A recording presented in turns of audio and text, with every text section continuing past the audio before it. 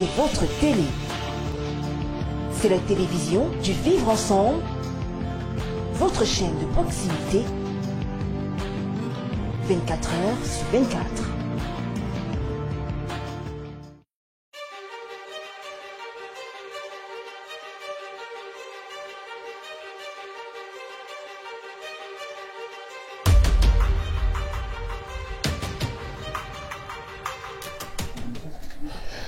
La cigarette nuit gravement à la santé du fumeur ici, qu'à son entourage peut-on lire sur les paquets de cigarettes, tout au moins sur les emballages de ceux-là qui sont devenus les rois incontournables et incontestables de la fumée dans notre pays. Cette convention a été ratifiée en 2019, mais aujourd'hui, 2 ans après, les Camerounais continuent de mourir autant pour moi, par centaines de milliers. On se pose bien la question de savoir si la mayonnaise a dû prendre, tant il est vrai que d'aucuns sont des fumeurs passifs et d'autres des fumeurs inconditionnés. Donc voilà, la thématique d'aujourd'hui portera essentiellement sur le tabagisme. Il est vrai qu'en mise en bouche, nous irons un peu du côté de l'international. Mesdames, messieurs, bonsoir. Nous sommes bien évidemment mardi le 1er juin de l'an de grâce 2021. C'est la deuxième de la semaine. C'est toujours un plaisir de vous savoir nombreux à nous regarder et surtout à nous écouter. Les gladiateurs qui seront là ce soir pour communiquer avec vous et avec nous sont déjà bien installés. Je vous reviens dans une poussée de secondes pour leur présentation et naturellement l'ouverture des débats.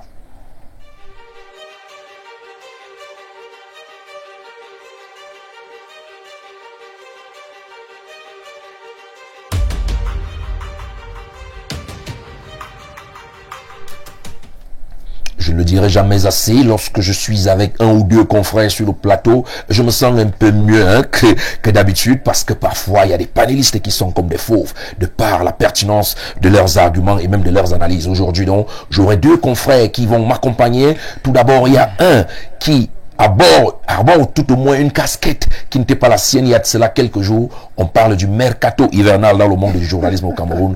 Il est quitté d'un club pour un autre. Il est désormais journaliste à Beraka TV. On le reçoit ici ce soir au compte, n'est-ce pas, de cette émission, parce que c'est pas une première et je dirais même que c'est toujours une fierté pour moi de l'avoir ici. Il s'appelle Bertrand Bika. Bonsoir et bienvenue. Bonsoir à Nour et Yada, bonsoir à tous vos millions de téléspectateurs, bonsoir à la régie qui se charge de nous mettre en lumière. C'est toujours avec un plaisir immense que j'ai défait à votre invitation sur ce plateau hautement prestigieux. J'espère que les sujets adressés à l'ordre du jour trouveront une esquisse de réponse via nos modestes ou ma modeste personne, ma modeste voix, de manière à ce que les personnes qui prennent la peine de nous écouter ce soir se sentent un peu plus édifiées à la fin de l'émission.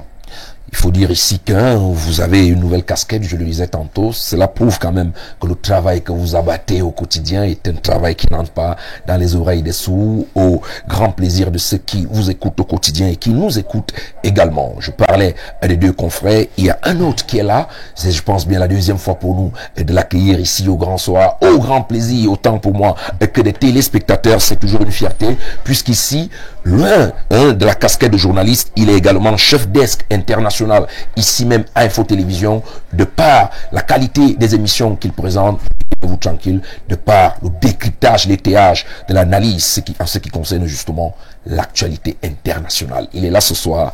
Stéphane Barga, bonsoir et bienvenue. Bonsoir à nos Patrick et Ada, bonsoir à tous ceux qui... Arnaud Victor, vous m'avez baptisé Patrick aujourd'hui, ça risquera de faire des jaloux quelque part. Arnaud Victor et Ada, bonsoir à tous ceux qui font l'honneur et le plaisir de nous regarder tous les soirs, 18h. Vous avez fait de ce moment un classique des télévisions à Yaoundé, partout dans le monde, 18h, 19h50, et c'est l'analyse, l'expertise, le décryptage qui s'installe sur Info TV. Et c'est une fierté, encore une fois, d'être sur votre plateau pour étayer, pour comme ça analyser, pour faire comprendre aux Camerounais qu'un autre monde est possible, en compagnie bien sûr d'Info TV. En compagnie d'Info TV, vous faites bien de le dire, un autre monde est possible, un monde qui, ma foi, sera dirigé par la jeunesse, puisque le président Paul Biya le disait déjà, la jeunesse est le fer de lance de la nation. Dieudonné Veng, qui est le président directeur général du groupe La Météo, l'a compris. Il n'est pas de ceux qui pensent que le fer de la nation est rouillé. On s'en va donc accueillir ici pour la 2e fois un autre jeune. Sur ce plateau, on se rappelle, que la thématique portera beaucoup plus sur les méfaits du tabagisme dans notre pays. Il fallait bien un expert pour essayer d'entrer dans les méandres de la science et nous donner la quintessence même des informations qui constituent justement les méfaits du tabagisme. Il est donc là ce soir pour la deuxième fois, Julien Edjidji. Il est docteur, mais il est pharmacien. On est fiers de l'accueillir ici. Bonsoir et bienvenue. Bonsoir, monsieur Victor Eyada. Alors, bonsoir à tous vos millions de téléspectateurs. Et bonsoir particulièrement à mes co-panélistes. Donc, j'espère que les échanges seront assez fructueux et intéressants. Voilà. Je suis à vous.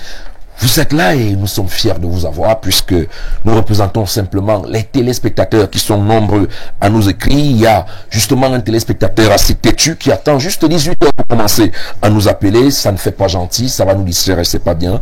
Donc on espère qu'il va se résigner. On comprend aussi que ça peut être l'émotion puisqu'on le dit souvent, on ne le dira jamais assez. À cette heure-ci au Cameroun, rien, sinon rien n'est plus grand que le grand soir. Les habitudes vont nous rester les mêmes. Vous allez simplement nous envoyer des messages et également des messages WhatsApp. On fera le maximum d'efforts pour évacuer tout ceci, tout au moins de les lire, mais restez assez courtois. On ne voudrait pas de temps en temps sortir de nos gonds puisque on se plaint que la jeunesse ne maîtrise pas certaines choses, mais ne commençons pas aussi surtout avec des comportements ubuesques qui vont salir la jeunesse. Donc j'espère qu'on partira de là sur les chapeaux de roue, mais je précise ici qu'on attend un quatrième invité qui ne tardera certainement pas à nous retrouver. Et entre-temps, on va commencer avec ce qu'on a réservé à mise en bouche. On aura tout droit, on va s'envoler un peu comme la fumée de la cigarette, mais seulement on n'ira pas dans la nature.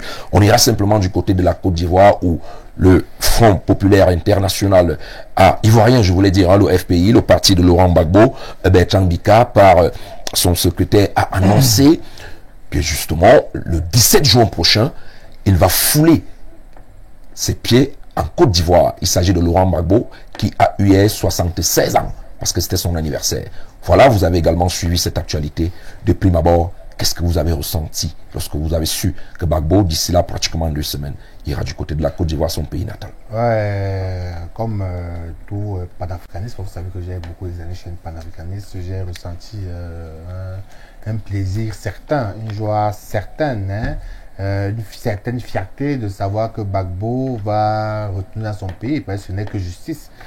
C'est dommage qu'un homme de sa carrure ait vécu aussi longtemps loin de sa terre natale, privé de sa famille à cause des velléités des Occidentaux, il faut le dire de manière claire. Mais au-delà de ça, ça ne m'a véritablement pas ému. Pourquoi? Parce que Gbagbo qui revient en Côte d'Ivoire aujourd'hui revient en homme fini, complètement fini. Il revient en Côte d'Ivoire après que Ouattara ait brigué son autre mandat, en train de faire un autre mandat. Qui est indéniable après que la France soit en train de réasseoir son hégémonie au niveau du précaré, surtout l'Afrique de l'Ouest. Il faut voir ce qui se passe en ce moment au Mali. Il faut voir comment ils ont passement avili le président du Niger. Il faut voir comment Gbagbo, la Côte d'Ivoire est véritablement une province de la France. Il faut voir ce qu'on a donné au Mali comme sanction sortie de la CEDEAO parce que la France estime que le Mali ne sert plus ses intérêts. Ouattara en Côte d'Ivoire, il n'y a plus d'enjeu parce que les élections sont passées. Gbagbo a 76 ans. C'est un homme qui revient chez lui. Certes, il y a l'émotion, il y a la carrure de l'homme, il y a l'espoir qu'il peut citer ou porter en lui. Mais véritablement, Gbagbo, à l'heure actuelle, n'est véritablement plus une menace pour Ouattara. Il faudrait que si Ouattara pouvait faire revenir des personnes, des jeunes comme les Soro et comme les Blé Goudé, on aurait pu tirer un coup de chapeau à ce monsieur. Mais il reste dans sa roubladise habituelle. Il donne l'impression d'avancer alors qu'il reste au niveau post-ante. C'est ce qu'on appelle la gesticulation politique et administrative. Donc Ouattara est dans son rôle. Il n'émeut personne en Afrique. On sait ce qu'il a fait. Il fait rentrer Gbagbo pour faire bonne figure parce que à la réalité, ses intérêts ne sont pas menacés. C'est bien que Gbagbo revienne en Côte d'Ivoire et c'est dommage qu'il revienne dans ce contexte, dans ces conditions où il ne pourra plus véritablement rien apporter au-delà de l'espoir au peuple ivoirien. Lorsque vous dites que Gbagbo est fini, j'aimerais bien savoir, est-ce qu'il est fini physiquement ou alors il est fini politiquement, puisqu'on sait quand même que son parti politique était toujours là, il a toujours été peut-être moins représenté, mais est-ce que vous ne pensez pas que sa présence inter-ivoirienne ne va pas booster, hein, n'est-ce pas, cette politique qui a tendance quand même à s'assombrir. Je pense quand même au presque 93% ou un peu plus que M. Ouattara a eu lors des dernières présidentielles. Est-ce que la présence de Gbagbo aujourd'hui ne va pas booster l'environnement politique, quitte à ce que ceux qui dormaient puissent se réveiller, que voilà. C'est ça que j'ai dit tellement, que Gbagbo ramène avec lui une lueur d'espoir. En tant qu'espoir, oui, mais en tant que personne et porteur de projets futurs, il est quasiment fini. Gbagbo a 76 ans et Ouattara est encore là pour un bon bout de temps parce qu'il vient à peine de Ouattara n'est pas jeune non plus. Oui, mais il vient de remplir, il est aux affaires, il vient de remplir, c'est qu'il est encore en train de gérer. Et il a tous les leviers du pouvoir. Il faut rappeler aussi que le FPI, c'est maintenant qu'il essaye de se reconstruire, mais le FPI est déjà fractionné à plusieurs fractions depuis. Vous le savez. On peut comprendre que le chef n'était pas là. Oui, mais je crois que vous dites qu'il ramène l'espoir, mais il ne ramène pas forcément, il ne va pas forcément réassurer l'hégémonie du FPI sur la Côte d'Ivoire.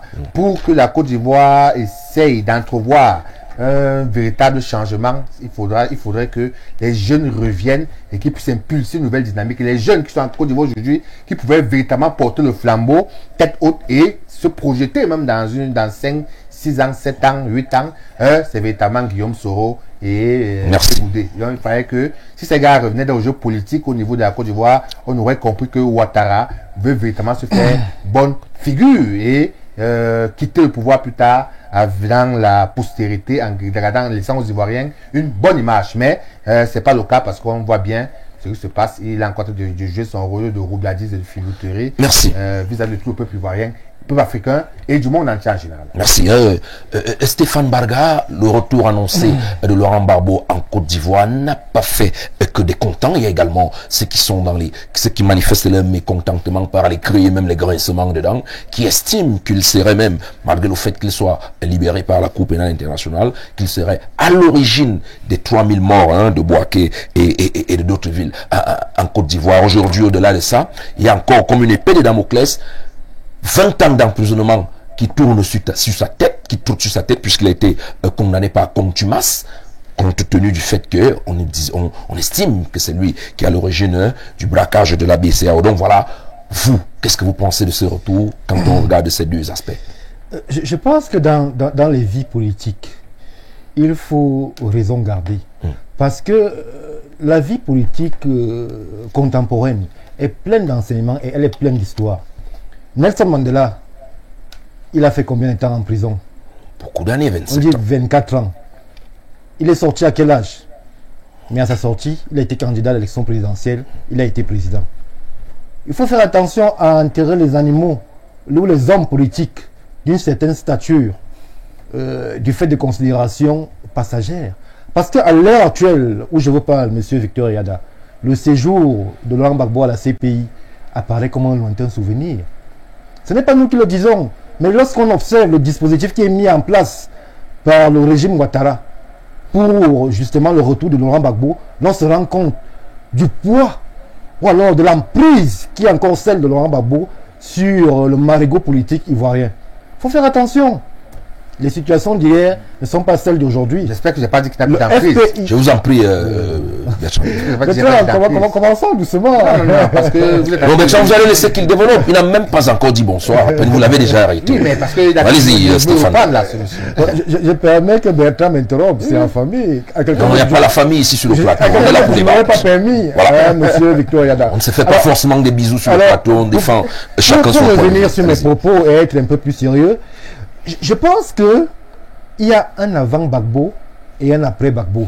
C'est-à-dire ce séjour à la CPI, le milieu politique ivoirien était un peu mort. Ça dormait un peu. Mais ce retour annoncé, vous-même vous voyez ce qui est annoncé. Le ministre de la Réconciliation nationale, Kwadjo Bertin en Côte d'Ivoire, a estimé à un moment que les conditions du retour de Laurent Gbagbo n'étaient pas encore réunies en termes de sécurité, en termes de dispositifs, en termes de mobilisation. Parce qu'il y a une jeunesse ivoirienne qui a fait de Laurent Gbagbo un messie, un symbole, qui n'attend qu'un seul mot de lui pour descendre dans la rue. Et c'est pour ça que ce retour pose un problème pour le dispositif du président Ouattara. Parce que comment est-ce qu'on va gérer cet événement? Des gens sont prêts par milliers à descendre dans la rue, soutenir cette personne qui injustement a été condamnée. Alors, pensez qu'il y aura des personnes, mais il n'y a pas de guerre blanche, monsieur Yada. Il n'y a pas de guerre sans victime. Ce n'est pas nous qui avons élaboré la thèse des dégâts collatéraux dans une guerre. Il n'y a pas un camp de justiciers, ou bien un camp des perdants, ou un camp des vainqueurs. Il y a juste qu'il y a eu guerre. Laurent Gbagbo revient.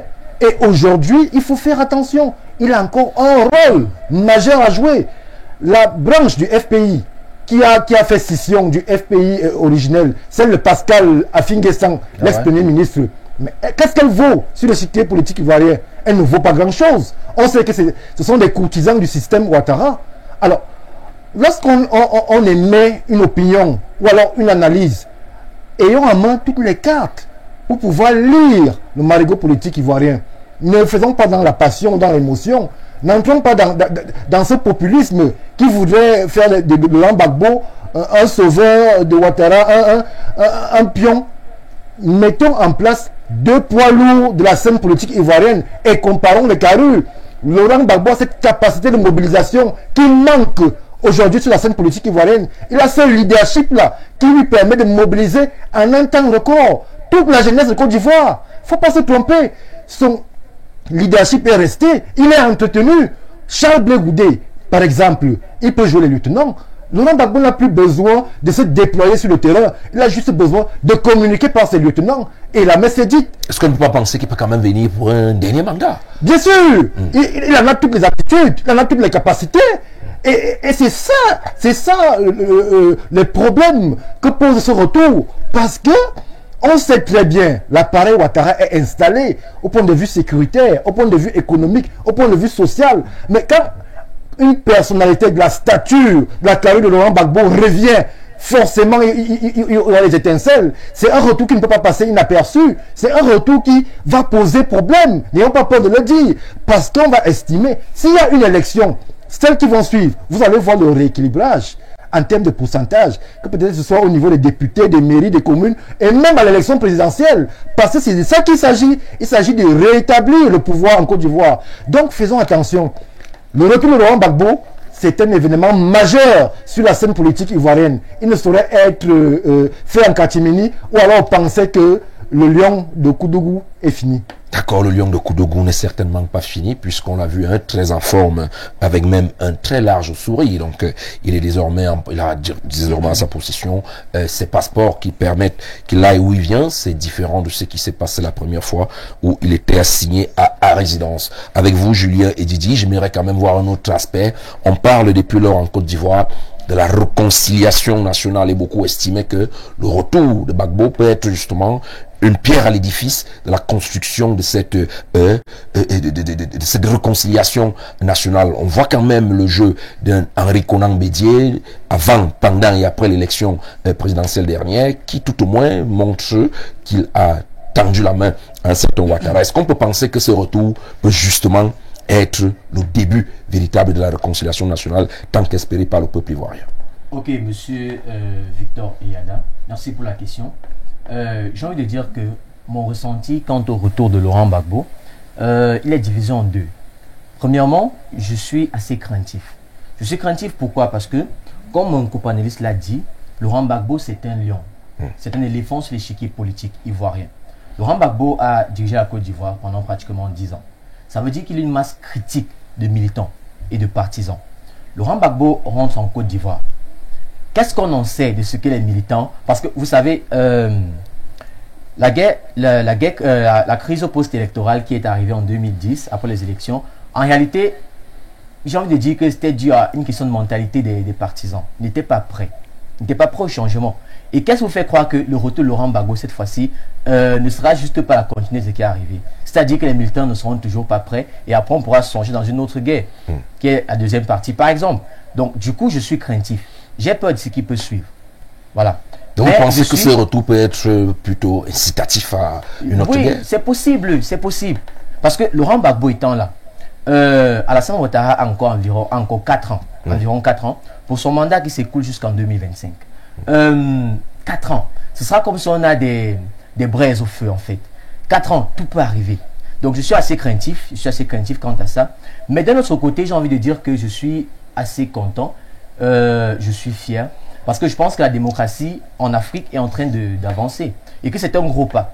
C'est un gros pas, pourquoi? Parce que il faut bien qu'on le dise. Si Alassane Ouattara n'était pas d'accord pour que Laurent Gbagbo rentre en Côte d'Ivoire, il ne serait jamais rentré. Ça veut dire que s'il est rentré quelque part, Alassane Ouattara est d'accord avec ça. Vous pensez qu'il y a des accords sous cap? Oui, forcément il y a des accords sous cap. Vu que le secrétaire général du FPI l'a dit. Il a dit qu'il y a eu des négociations entre le FPI et le gouvernement pour que Laurent Gbagbo rentre en Côte d'Ivoire. Donc du coup, je suis content, je suis très content parce que c'est un petit pas, certes. C'est un petit pas, mais pour moi, c'est un grand pas pour la démocratie. Les gens ont tendance à croire que lorsque deux personnes sont des opposants, surtout aux élections présidentielles, ça veut dire que ce sont des gens qui sont à couteau tiré. Des gens qui ne peuvent pas manger dans la même assiette ou qui ne peuvent pas trouver un consensus. Dans le cas d'espèce, on est en train de se rendre compte qu'il y a eu un consensus qui a été trouvé par Laurent Gbagbo et Alassane Ouattara. D'une façon ou d'une autre, s'ils rentrent en Côte d'Ivoire, il y a forcément eu un consensus. Donc, quelque part, la démocratie est en marche. C'est peut-être un petit pas, mais pour moi, c'est un gros pas. Voilà. Bon, si même il y aurait eu ce consensus, alors quelle peut être la position d'un certain Guillaume Soro aujourd'hui? On a évoqué Guillaume Soro, quelle peut être la position? Je ne parlerai pas de Charles Blé Goudé, qui quand même a pour mentor Laurent Gbagbo. On peut comprendre que si Gbagbo tend la main, ou tout au moins si la main est tendue à Gbagbo et qu'il accepte, automatiquement, Charles Blé Goudé ira dans le même sens. Mais que dire d'un certain Guillaume Soro aujourd'hui, Stéphane Baga? Moi, je pense qu'il faut dire les choses telles qu'elles sont.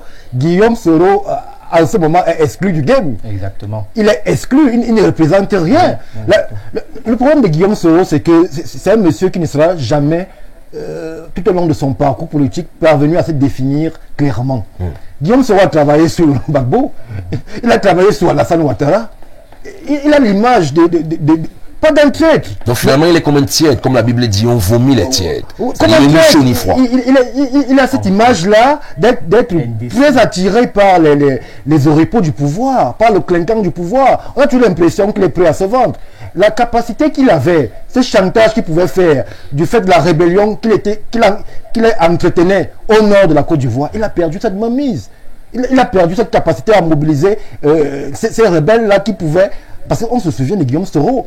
Il était en même temps un chef rebelle qui pouvait organiser ou alors instrumentaliser ou fomenter une rébellion à partir du nord de la Côte d'Ivoire. Mais aujourd'hui, exilé qu'il est entre la France et la Belgique, il assiste impuissant au jeu politique ivoirien. Guillaume Soro ne représente rien. S'il y a un pion sur lequel Laurent Gbagbo pouvait pousser encore, c'est Charles Blé Goudé qui, lui, est passé par le tamis de la prison. Il a été fidèle jusqu'au bout. Il l'a suivi à la CPI. On peut dire qu'il a été purifié en prison. Voilà. Ça veut dire qu'il est passé par l'épreuve de la prison. Et c'est cette épreuve-là. Parce que le peuple ne se trompe pas, monsieur Yana. Lorsqu'il faudra faire le bilan, lorsqu'il faudra évaluer les parcours. Parce qu'on parle de deux personnages qui sont quasiment sortants de la scène politique ivoirienne.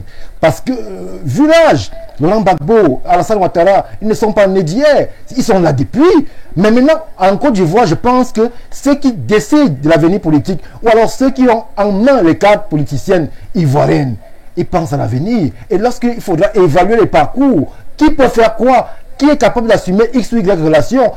Qui peut être celui-là sur lequel la jeunesse, sur lequel le peuple pourra se reconnaître? Je pense que Charles Blé Goudé a un certain avantage. L'avantage justement d'avoir été fidèle à son maître Laurent Gbagbo. Et cet avantage-là, cette fidélité-là, au jour du choix, pourra lui être bénéfique. Pourra lui être bénéfique. Ça, non, je vous relance. Je sais que vous bouillonnez là. Il y a encore la verve de la signature du nouveau contrat là. Donc, on peut comprendre. Donc voilà, je pense ce message justement qui s'adressait à vous. Bonsoir le plateau. Je suis pas d'accord avec ce monsieur qui estime que Gbagbo est fini, loin de là. Donc justement le message vous est adressé. Est fini, loin de là. Ce monsieur a une capacité de mobilisation inimaginable. Ces bourreaux ont évité qu'il rentre avant les élections, mais cette importation du lion l'a rendu plus populaire.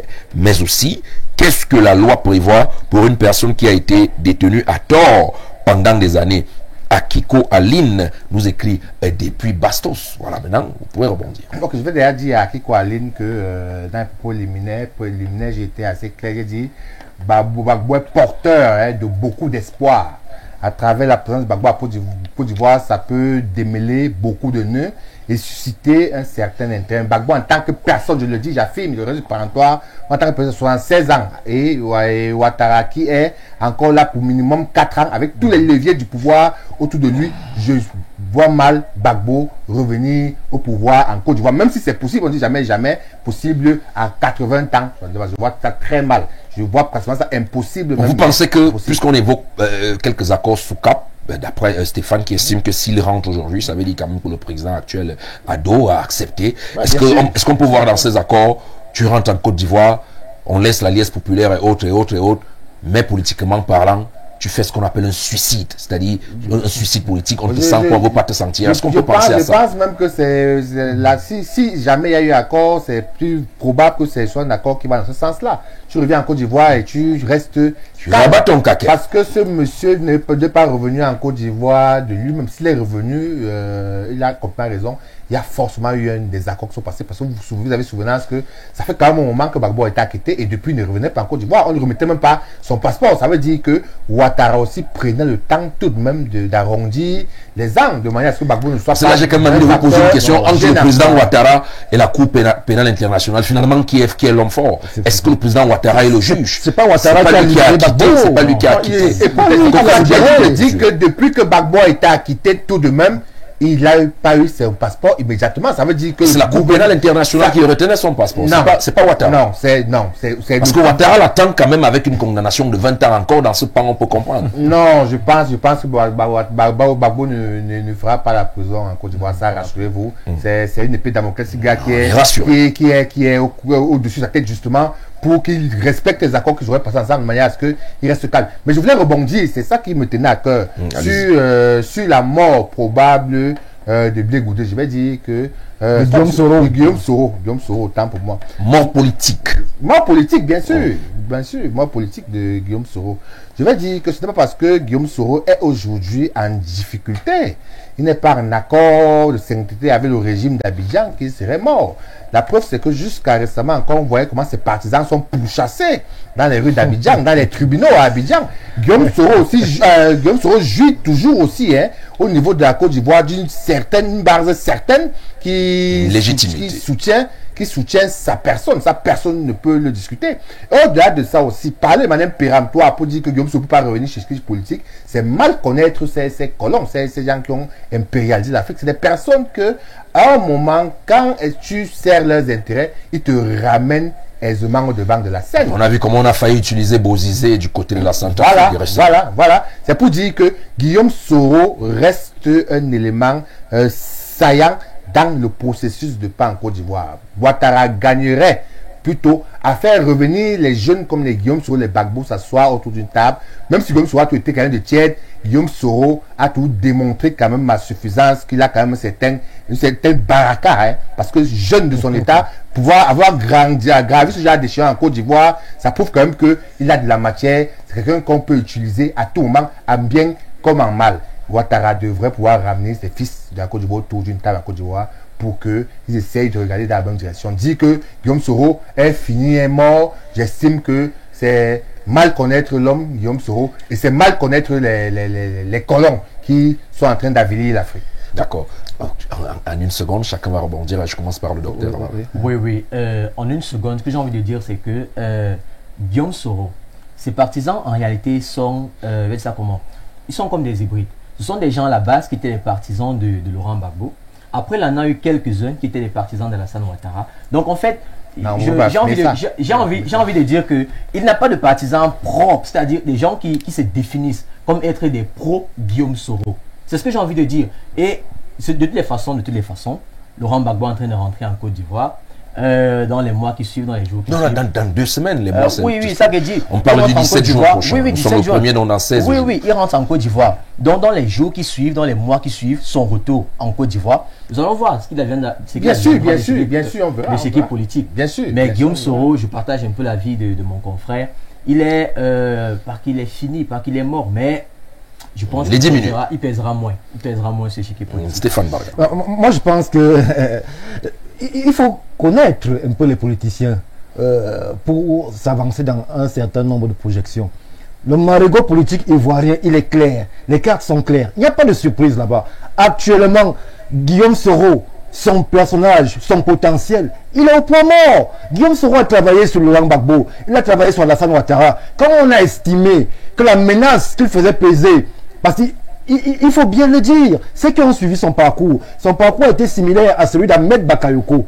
À un moment, ils ont cheminé ensemble. Ce sont des personnages qui avaient cette capacité de mobilisation au niveau des rebelles. Vous vous souvenez du testament célèbre, commandant Ouattao, Shérif Ousmane, tous ces gens-là qui faisaient la galaxie Soro ont été plus ou moins récupérés par Ahmed Bakayoko et sont montés avec lui. Aujourd'hui, Guillaume Soro, il n'a pas d'appareil pour exister dans un échiquier. Il faut avoir un appareil qui te suit. Il faut avoir des réseaux. Il faut avoir même des mentors. S'il vous plaît, Bertrand. Soyons sérieux quand même. Vous estimez que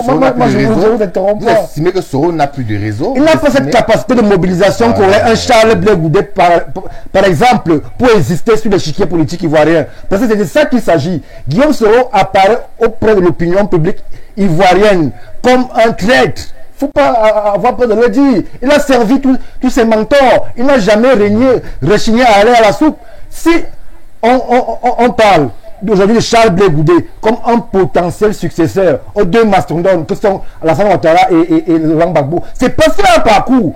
Il est passé par l'épreuve de la fidélité, de la loyauté. On ne peut pas confier un pays à un homme essentiellement changeant au gré de ses intérêts. Guillaume Soro, c'est quelqu'un d'achetable. Il suffit qu'on lui propose un poste. Il obéit. Il a été Premier ministre, président de l'Assemblée nationale. Est-ce qu'on ne peut pas aussi voir ça comme une certaine stratégie politique? Dit quand même qu'il est achetable. Je dis qu'il est achetable. Est-ce que c'est pas quelqu'un qui quand même avait une politique? C'est qui transparaît de l'opinion publique ivoirienne. Il n'a pas de conviction. Si achetable, c'est un mot qui froisse un peu. Il n'a pas de conviction politique. C'est quelqu'un qui va au gré du vent. Puisqu'il a travaillé sur Laurent Gbagbo, mais il n'a pas eu de peine à abandonner Gbagbo une fois à la CPI pour être président de l'Assemblée sous le président Ouattara. Et quand le président Ouattara, en fin politicien, je ne vais pas dire roublard comme Bertrand, mais qui sait voir les intérêts, qui sait lui là où est l'opportunité, a senti que ce monsieur n'avait plus de poids, n'avait plus de pertinence, n'avait plus cette capacité de mobilisation qu'il avait justement auprès des forces rebelles. Il l'a jeté comme une chaussette et le pays n'a pas arrêté de tourner. Il a été malmené entre la France et la Belgique. S'il avait les raisons dont parle M. Bika, ce qui lui arrive ne lui serait jamais arrivé. À l'époque, on sait la capacité de nuisance qui était celle de Guillaume Soro. Il n'aurait pas été écarté du jeu politique ivoirien comme à l'heure actuelle. Guillaume pas pour l'instant dans le jeu de dames de ces pays qui avilissent. Bonsoir à vous, Victor, et à vos invités sur le plateau. Pour ma part, le retour de Laurent Gbagbo change complètement le rapport de force politique en Côte d'Ivoire. Ses premiers actes dès son retour détermineront le rôle qu'il veut désormais jouer dans le paysage politique ivoirien. Alphonse Bassok, analyste financier. Merci Alphonse, et justement, c'est avec vous qu'on va sortir de ce qu'on pouvait peut-être appeler première thématique, mais non, on va appeler le biscuit ou la mise en bouche. Donc voilà, on va sortir de la Côte d'Ivoire pour essayer de fumer, pas forcément la cigarette, mais de fumer notre monsieur. Je préfère qu'on revienne même demain, pourquoi pas. On revient demain, on prend ça comme une thématique, parce que voilà, il y a un problème de santé publique qui me tient à cœur avec le concours de la régie. Voilà, on va parler de la santé. Ok, la régie est d'accord avec nous. Santé publique, peut-on se prémunir du tabagisme? On se rappelle que hier encore le monde célébrait justement cette journée de lutte contre les méfaits du tabac. On fait état de ce que lorsqu'on regarde notre quotidien, ou du moins notre hebdomadaire éco-santé, qui fait état de ce que par an, le Cameroun perd au strict minimum 300 000 de ses enfants à cause de la fumée, à cause de la cigarette. On a donc le docteur en chef sur ce plateau qui pourra mieux nous parler des méfaits. Je commence donc justement avec vous. Vous avez certainement déjà... Est-ce que vous fumez? Non, non, pas du tout. Est-ce que vous avez déjà fumé une fois? Non. La caméra vous regarde, on vous regarde à la maison. Non, non, jamais. D'accord, vos lèvres ne vous trahissent pas en effet. Okay. On sent que vous n'avez jamais fumé parce que les fumeurs n'ont pas les lèvres comme les miennes. Voilà. Donc voilà. Qu'est-ce qui peut pousser un jeune? On va commencer par là, on ira de manière grandissante parce qu'on sait que les adultes, les femmes, mais aujourd'hui, ce qui est intéressant, c'est la capacité, pas la capacité, le taux de jeunes qui fument. On va rester sur la cigarette parce que les jeunes fument même beaucoup d'autres choses qui dépassent la cigarette. Mais aujourd'hui, on parlera beaucoup du tabac, donc la cigarette. Voilà, qu'est-ce qui peut animer un jeune à se retrouver avec un bâton de cigarette à la main le matin, à midi et le soir? Ok, alors, s'il faut répondre à cette question de façon... en fait, une question qui est très large. Déjà, je pense qu'il y a la société. Les jeunes aujourd'hui, surtout ceux des lycées, étant donné que fumer une cigarette, la cigarette, n'est pas tellement pénalisé en fait dans ce pays, surtout ici au Cameroun. Fumer, c'est, j'aime dire quoi, fumer c'est quasi normal en fait.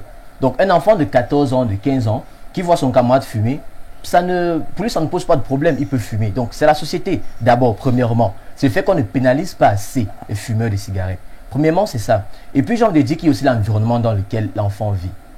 Vous savez, il y a une étude qui est sortie il y a, je crois que c'est comme 2 ou 3 ans. Je crois que c'est un documentaire en tout cas, sur Nat Geo. Et là-bas, il disait qu'un enfant qui a un parent qui est fumeur a beaucoup plus de chances de devenir fumeur que celui qui n'en a pas. Donc c'est pour vous dire, là, je n'ai pas la société, maintenant je parle de l'environnement, là où l'enfant vit. Il y a beaucoup d'autres choses, beaucoup d'autres facteurs. Aujourd'hui, nous nous rendons compte que les enfants, parfois, sont même plus stressés que les adultes. Il y a parfois... Qu'est-ce qui peut stresser un enfant de 15 ans? Justement, un enfant de 15 ans est stressé sur quoi? Il ne paye pas le loyer, il fait tout pour lui, il est stressé à 15 ans. Monsieur Victor Yada. Et qui l'amène à fumer? Monsieur Victor Yada. Tous les enfants ne sont pas ceux qui vivent dans une belle maison, avec leurs 2 parents, leur père et leur mère, qui se lavent le matin, qui partent à l'école, qui ont un bout de pain. Et je vais vous couper en vous disant que l'expérience a montré que les enfants de 15 ans qui fument sont ceux qui sont même dans ces conditions-là. C'est curieux. Je ne crois pas. D'accord. J'ai envie de m'inscrire en faux. Vous remettez à doute mon enquête. J'ai envie de m'inscrire en faux dans ça. Parce que justement, l'expérience, ou plutôt je vais dire les études, tout a prouvé qu'un enfant qui est bien encadré, qui n'a pas de parents fumeurs, qui fréquente les bons milieux, les bonnes écoles, les bonnes personnes, a moins de chances de fumer que celui qui fréquente, ça c'est ce que je sais, que celui qui fréquente les milieux de la nuit. Un enfant de 15 ans, il commence à aller en boîte de nuit. 14 ans qui part en boîte de nuit, qui n'est pas bien encadré, qui fréquente les quartiers malfamés de Yaoundé, qu'on connaît tous. Honnêtement, il a beaucoup plus de chances. Ça, c'est même la stricte logique. Ça n'a rien à voir avec, je sais pas comment, avec des études ou pas. Laissons les études à part. Ça, c'est de la logique. Un enfant qui fréquente les boîtes de nuit des milieux malfamés aura plus de chances de commencer à fumer et à verser dans les vices, tout genre de vices. La cigarette, les drogues, l'alcool et tout le reste, j'en passe. Donc voilà, je crois que premièrement, c'est ça en fait. D'accord, voilà, Stéphane Barga, Julien et Didier estiment que aujourd'hui, si on a des jeunes qui sont livrés à cette... ils sont des jeunes qui sont mal encadrés, ce sont les jeunes qui peut-être ont eu papa et maman qui fumaient, ou seulement papa qui fumait comme une cheminée, et ils ont copié le bel exemple, étant donné que l'exemple vient d'en haut. Moi, j'ai quand même mené une petite enquête, hein, et vous êtes également journaliste, et dans mon enquête, c'est pas une manière de vous corrompre, ou bon, l'idée, je ne vous corromps pas, mais je pense que bon, d'après ce que j'ai vu sur le terrain, et depuis peut-être 4 jours que je mène cette enquête, beaucoup des enfants qui sont dans des cadres spécifiques, des bons cadres, sont ceux-là qui fument même plus. Je ne parlerai pas de ceux qu'on retrouve dans les rues de Yaoundé lorsqu'il est 19h, ou du moins les enfants de la rue. Alors, Victor, moi je pense qu'il faudrait réactualiser le logiciel du docteur pour lui faire comprendre que la donne a changé. C'est plus dans les milieux dits bien aisés qu'on retrouve le plus de fumeurs. Parce que justement, même pour fumer, il faut le payer cette cigarette. Il faut la payer cette cigarette. Alors, et vous avez posé une question très très pertinente, monsieur Yada. Qu'est-ce qui peut amener un jeune de 14 ans à fumer? Mais c'est d'abord l'environnement qui entoure ce jeune. Beaucoup de fumeurs que nous, dans nos investigations, rencontrons, disent qu'ils ont commencé à fumer par mimétisme. Il a vu son camarade fumer, et son camarade paraissait plus free, plus in, plus zen, plus tendance, un bâton de cigarette à la bouche. Par mimétisme, voilà la première cause. Et quand il a vu son camarade avoir du succès auprès des filles, jouer les grands garçons, les beaux garçons, une cigarette à la bouche, il a voulu faire pareil. Il y a un autre élément, un autre aspect encore plus vicieux. Celui-là, nous ne le voyons pas au premier regard. C'est la publicité, c'est le matraquage, c'est les médias. Et il faut faire attention. Dans les clips vidéo qui sont diffusés à longueur de journée sur nos chaînes, qu'est-ce qu'on voit? On voit des gens, des jeunes gens, apparemment bien vêtus, bien mis, dans des cafés. Chicha, C'est la mode. C'est comme ça que vous appelez ça, monsieur Yala. Ils appellent ça la chicha. Moi, je connais pas. Chicha, cigarette à J'ai la vu mon bouche. grand-père fumer la cigare, je n'ai pas encore vu. Cigare à la bouche, s'amusant, tiling. Ils font des tilling aujourd'hui, c'est comme ça qu'ils appellent ça. Tilling, machin. Le chilling même, c'est quoi? Ouais, J'entends bah, toujours parler de ça. ces histoires où ils fument des chichas, ils sont assis en groupe. J'ai dit l'effet qui est produit par ces vidéos-là, par ce mimétisme qui est aujourd'hui l'apanage de la jeunesse. Parce que, monsieur Yada, moi je me réfère aux chiffres. Il faut faire attention quand on aborde cette thématique. En 2013, l'expérience, alors les enquêtes du ministère de la Santé disaient 64% de jeunes fumeurs au Cameroun ont moins de 20 ans. Ah oui, on était en 2013. En 2019, la barre est montée plus haute. C'est que maintenant, même les enfants de 5 ans. Qu'est-ce qui pousse cette jeunesse-là à plonger pieds et mains liés dans la drogue ou alors dans la spirale de la cigarette? Il faut se poser de bonnes questions. Et moi, je pense... Non, c'est l'excuse facile. Nous ne sommes pas dans un pays occidental. Nous sommes au Cameroun. On sait comment ça se passe, monsieur Yada. N'ayons pas peur de dire la vérité là où elle se trouve. On sait comment ça se passe. Pour commencer, je pense d'expérience. Je ne sors pas de Madrid. J'ai grandi à Yaoundé. Moi, j'ai grandi au lycée de Bimassi. Je connais comment j'ai vu mes camarades commencer à dériver. Un bâton ici, un bâton là. Après, c'était devenu autre chose. Aujourd'hui, pour les plus chanceux, ils se sont fait une voix. D'autres sont fous. Ils marchent nuls. Parce que le mimétisme, c'est important ce que je dis. C'est un mot fort, mais je pense que c'est par là que ça commence. 13-14 ans. Qui est-ce que le jeune fréquente? Qui est-ce qui le suit? Comment est-ce qu'il est entouré? Où est-ce qu'il va? Et dès qu'on a touché ce pan-là, on verra très bien que les campagnes publicitaires ou alors les clips vidéo diffusés à longueur de journée, ces endroits qu'on trouve dans notre cité, ces bars à côté des lycées, où les jeunes sont exposés, où les jeunes peuvent faire tout ce qu'ils veulent, ne seront que des pans, ou alors des périphéries de ces fléaux-là. Merci pour ce regard et qui va justement dans le sens de l'enquête que nous avons menée. Bertrand Bika, vous n'irez pas loin de cette question parce que je vais bien m'intéresser. Qu'est-ce qui peut amener un jeune à prendre un bâton de cigarette et le fumer une première fois et ça devient toute une habitude? Selon vous, qu'est-ce qui peut pousser un jeune? Quelqu'un a parlé du stress, l'autre a bien dit que c'est le mimétisme, c'est-à-dire on a vu l'autre faire, on va faire aussi pour frimer comme on disait quand on était au lycée, pour montrer à la petite amie qu'on est déjà arrivé et qu'on est déjà grand. Selon vous, qu'est-ce qui peut bien animer un jeune garçon ou une fille pourtant? Ce qui, selon moi, animer un jeune garçon ou un individu à fumer, c'est la désacralisation des valeurs de la société dans notre pays, au Cameroun. Les valeurs sont boutées en touche aujourd'hui. Les choses qu'on doit ériger. Les valeurs ne sont pas bottées où, par exemple, dans quel pays? Je peux aller où je me pensais. S'il vous plaît, les valeurs ne sont pas bottées dans quel pays? Au pays, c'est abyssal. Dans quel continent? Au Cameroun, ça va beaucoup plus vite. D'accord. Parce que j'aimerais vous dire qu'ailleurs, on fumait à 2 ans. Parce que dans la cosmogonie africaine, quand même, il y a certaines valeurs qu'on avait à l'époque. Il y a un certain respect qu'on avait à l'époque. C'est un respect que la nature, la famille inculquait aux jeunes enfants. On savait, par exemple, nous, quand on était petits et quand on grandissait, que nous, quand on suivait le bruit de la voiture du papa qui arrivait, nous, on allait dans la chambre rapidement. On faisait l'effort d'étudier. Aujourd'hui, vous rentrez même chez vous, votre enfant, il se télécommande avec vous. C'est ça la réalité aujourd'hui. Je dis, c'est la désacralisation de la société camerounaise, de manière claire. Au-delà de ça, il va aller plus loin. Voilà, vous avez donné des chiffres tout à l'heure très alarmants. Des chiffres qui parlent de 300 000, 300 000 tout à fait. âmes que le Cameroun paie chaque année. Avec un risque aussi important de santé publique, qu'est-ce que les pouvoirs publics font? On va arriver. On va arriver. Pour le moment, on est sur les causes. Qu'est-ce qui peut pousser? On arrive avec les pouvoirs publics. C'est ça que vous allez savoir. Qu'est-ce qu'ils font? Et ça arrive pourquoi? Voilà un phénomène qui emporte la jeunesse et les hommes au Cameroun. Mais du plan de vue de la loi, c'est normal de fumer au Cameroun.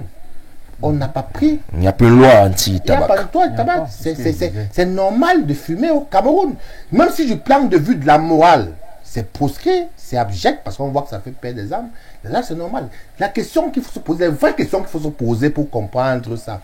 Pourquoi l'État, connaissant, ayant les chiffres que vous avez mieux que nous, ayant des départements qui travaillent sur les questions du tabagisme avec une telle véhémence, laisse proliférer, c'est tard. Je vais répondre.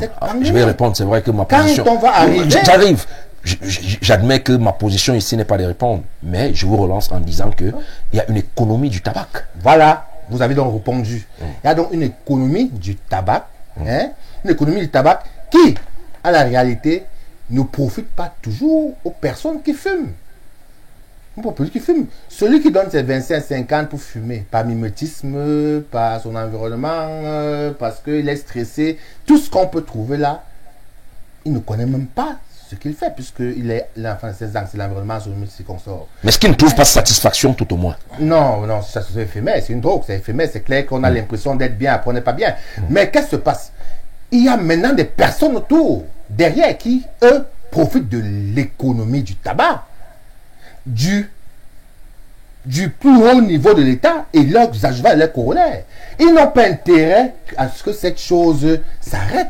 Voilà les vraies réalités, voilà les vraies réponses qu'il y a à voir sur cette problématique du tabac. Ce qui pousse les gens à fumer, c'est parce que justement des personnes qui vivent de l'économie du tabac n'ont pas intérêt à ce que cette économie du tabac s'arrête. Voilà pourquoi ils préfèrent laisser proliférer des occasions de chute de ces jeunes. Quand dans un environnement comme dans une école au Cameroun, vous voyez les bars à 1 mètre des écoles. Quand dans un environnement comme au Cameroun, on voit des élèves assis en tenue dans des bars en train de fumer, de boire, avec leurs professeurs, au-dessus de leurs proviseurs, avec les commissariats à côté, les préfets, sous-préfets qui sont informés, personne ne dit mot. C'est comme s'il y a un silence complice, tacite, comme si on s'est passé le mot. Ne venez pas déranger ces enfants parce que si vous dérangez à peine ces enfants, en réalité, ce n'est pas eux que vous dérangez les personnes qui vivent sur le tabac. C'est ça qui se passe au Cameroun, c'est ça. Donc, ils créent des conditions qui font en sorte que ça pousse la jeunesse, ça pousse les êtres humains à mourir par milliers. Parce qu'à la réalité, que vous puissiez mourir ou pas, on va vous remplacer par les nouvelles générations parce que on continue à mettre des mécanismes sur pied pour que les gens fument.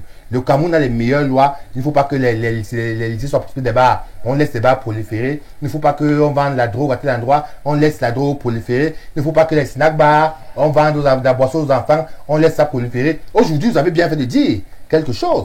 La chicha, qui est devenue, la boîte, je ne sais pas où on pousse cette histoire de chicha. C'est dans les endroits les plus huppés de la capitale où parfois des personnes les plus soupçonnées sont assis en face de M. Yada. Il y a un enfant de 16 ans qui est en train de prendre sa chicha, qui est en train de boire son verre de whisky. Et il est là, il boit avec un responsable de ce pays. Et il estime que tout est normal dans ce monde, il sort, il part. Je pense que ce qu'il faudrait faire, c'est de, comme on a dit précédemment, il faut essayer de reformater véritablement le logiciel. Hein. On reviendra avant la fin de l'émission sur les esquisses de solutions. Oui, parce que réellement, c'est la désacralisation des valeurs au Cameroun qui fait en sorte que les gens fument. On peut dire tous les mots de manière embryonnaire, de manière nombriliste. Quand on revient ça, c'est un revenu, on met ça bout à bout, c'est la société camerounaise qui va en vrai. Et ça va en vrai parce que d'accord, merci. Laisse aller en vrai. Merci. Julien Didi, je reviens avec vous. La convention cadre avec l'Organisation mondiale de la santé pour la lutte contre le tabagisme a quand même amené les autorités à pousser aussi les fabricants, hein, il faut le dire, les producteurs du tabac à mettre sur les emballages à près de 75% sur toute la couverture, les messages de sensibilisation. On peut voir là, la cigarette nuit gravement à la santé de celui qui fume et de son environnement. La cigarette peut créer des troubles somatiques, la cigarette. Bon, il y a quand même quelque chose qui m'intéresse là. Et dans ces messages, c'est écrit, la cigarette peut conduire un homme à être impuissant. Est-ce qu'à force de fumer, il y a les risques d'être inutilement sexuel? Mais cette question, elle est une très bonne question. Parce que justement, j'en venais aux conséquences du tabagisme. Il y en a tellement. Elles se comptent par milliers, ces conséquences. Alors, je réponds d'abord directement à votre question. Hein. Est-ce que le tabagisme peut amener un homme à être impuissant? Oui. Donc ça veut dire que si je fume longtemps, ma femme ira souvent regarder le grand soir chez le voisin. Oui. Mais oui, il y a des répercussions sur la capacité à pouvoir, je à pouvoir avoir, par exemple, une bonne érection, à pouvoir avoir une bonne vie sexuelle, on va le dire comme ça. Mais ça, c'est, j'ai envie de dire, c'est juste l'une des conséquences même les plus négligeables. D'accord. Le tabagisme, vous allez voir que sur 10 cancers du poumon dans le monde, il y a 9 qui sont causés par le tabac. 9, donc 90%. À côté de ça, il y a les maladies bronchopulmonaires, par exemple, toujours causées par le tabac. À côté de ça encore, le tabac, c'est un facteur de risque. Des maladies comme les AVC, des maladies cardiaques et autres. Après encore ça, le tabac entraîne par exemple des problèmes, je veux dire comment, sur la pigmentation. Vous voyez les gens qui fument, ils ont généralement les doigts qui sont un peu noirs. S'ils ont fait le genre que ça. Exactement. Avec des ongles qui sont jaunes. Donc c'est pour dire, ça c'est juste quelques causes que j'ai, quelques conséquences que j'ai citées. Mais il y en a tellement, il y en a tellement. Et j'ai envie d'embrayer, je ne sais pas si la question arrive, par rapport à ce qu'on fait pendant cette journée mondiale de lutte contre le tabac. Vous savez, personnellement, j'habite dans un quartier un peu chaud, de Yaoundé. J'ai même dit un quartier chaud, peut-être l'un des plus chauds. J'ai été choqué hier, qui était le 31 mai 2021, journée mondiale de lutte contre le tabagisme. Il n'y avait rien. Même pas une campagne de sensibilisation, même pas quelqu'un placé en route juste avec un microphone qui dit ce que vous avez dit, le tabac nuit gravement à la santé du fumeur et à celle de son entourage, et même surtout à celle de son entourage. Il n'y avait personne. J'ai l'impression que... Ils n'ont rien à foutre de ça. Peut-être qu'eux-mêmes ils sont des fumeurs. Ils ne peuvent pas scier la branche sur laquelle ils sont. Non, mais le problème c'est que ces gens, vous allez me dire ces gens sont des fumeurs et tout, mais ils ont des enfants. Ils ont des enfants de 10 ans, de 14 ans, de 15 ans, qui pourront faire ce que mes compagnons ont dit, qui pourront fumer par mimétisme parce qu'ils ont vu leurs camarades fumer. C'est pour ça que c'est important selon moi, cette sensibilisation. Et elle est même plus importante pour les gens non fumeurs. Elle est plus importante pour les non fumeurs. Parce qu'en fait, un fumeur est déjà entre guillemets dépendant. Il dépend déjà de la cigarette. Ça veut dire, en réalité, quel que soit ce que tu vas lui dire, il n'est pas avec toi. Il n'entend pas ce que tu lui dis. Il y a quand même des fumeurs passifs et des fumeurs dépendants. Les fumeurs passifs sont des gens qui ne... C'est-à-dire qu'ils n'achètent pas la cigarette pour fumer. Ils fument parce que celui qui est à côté fume.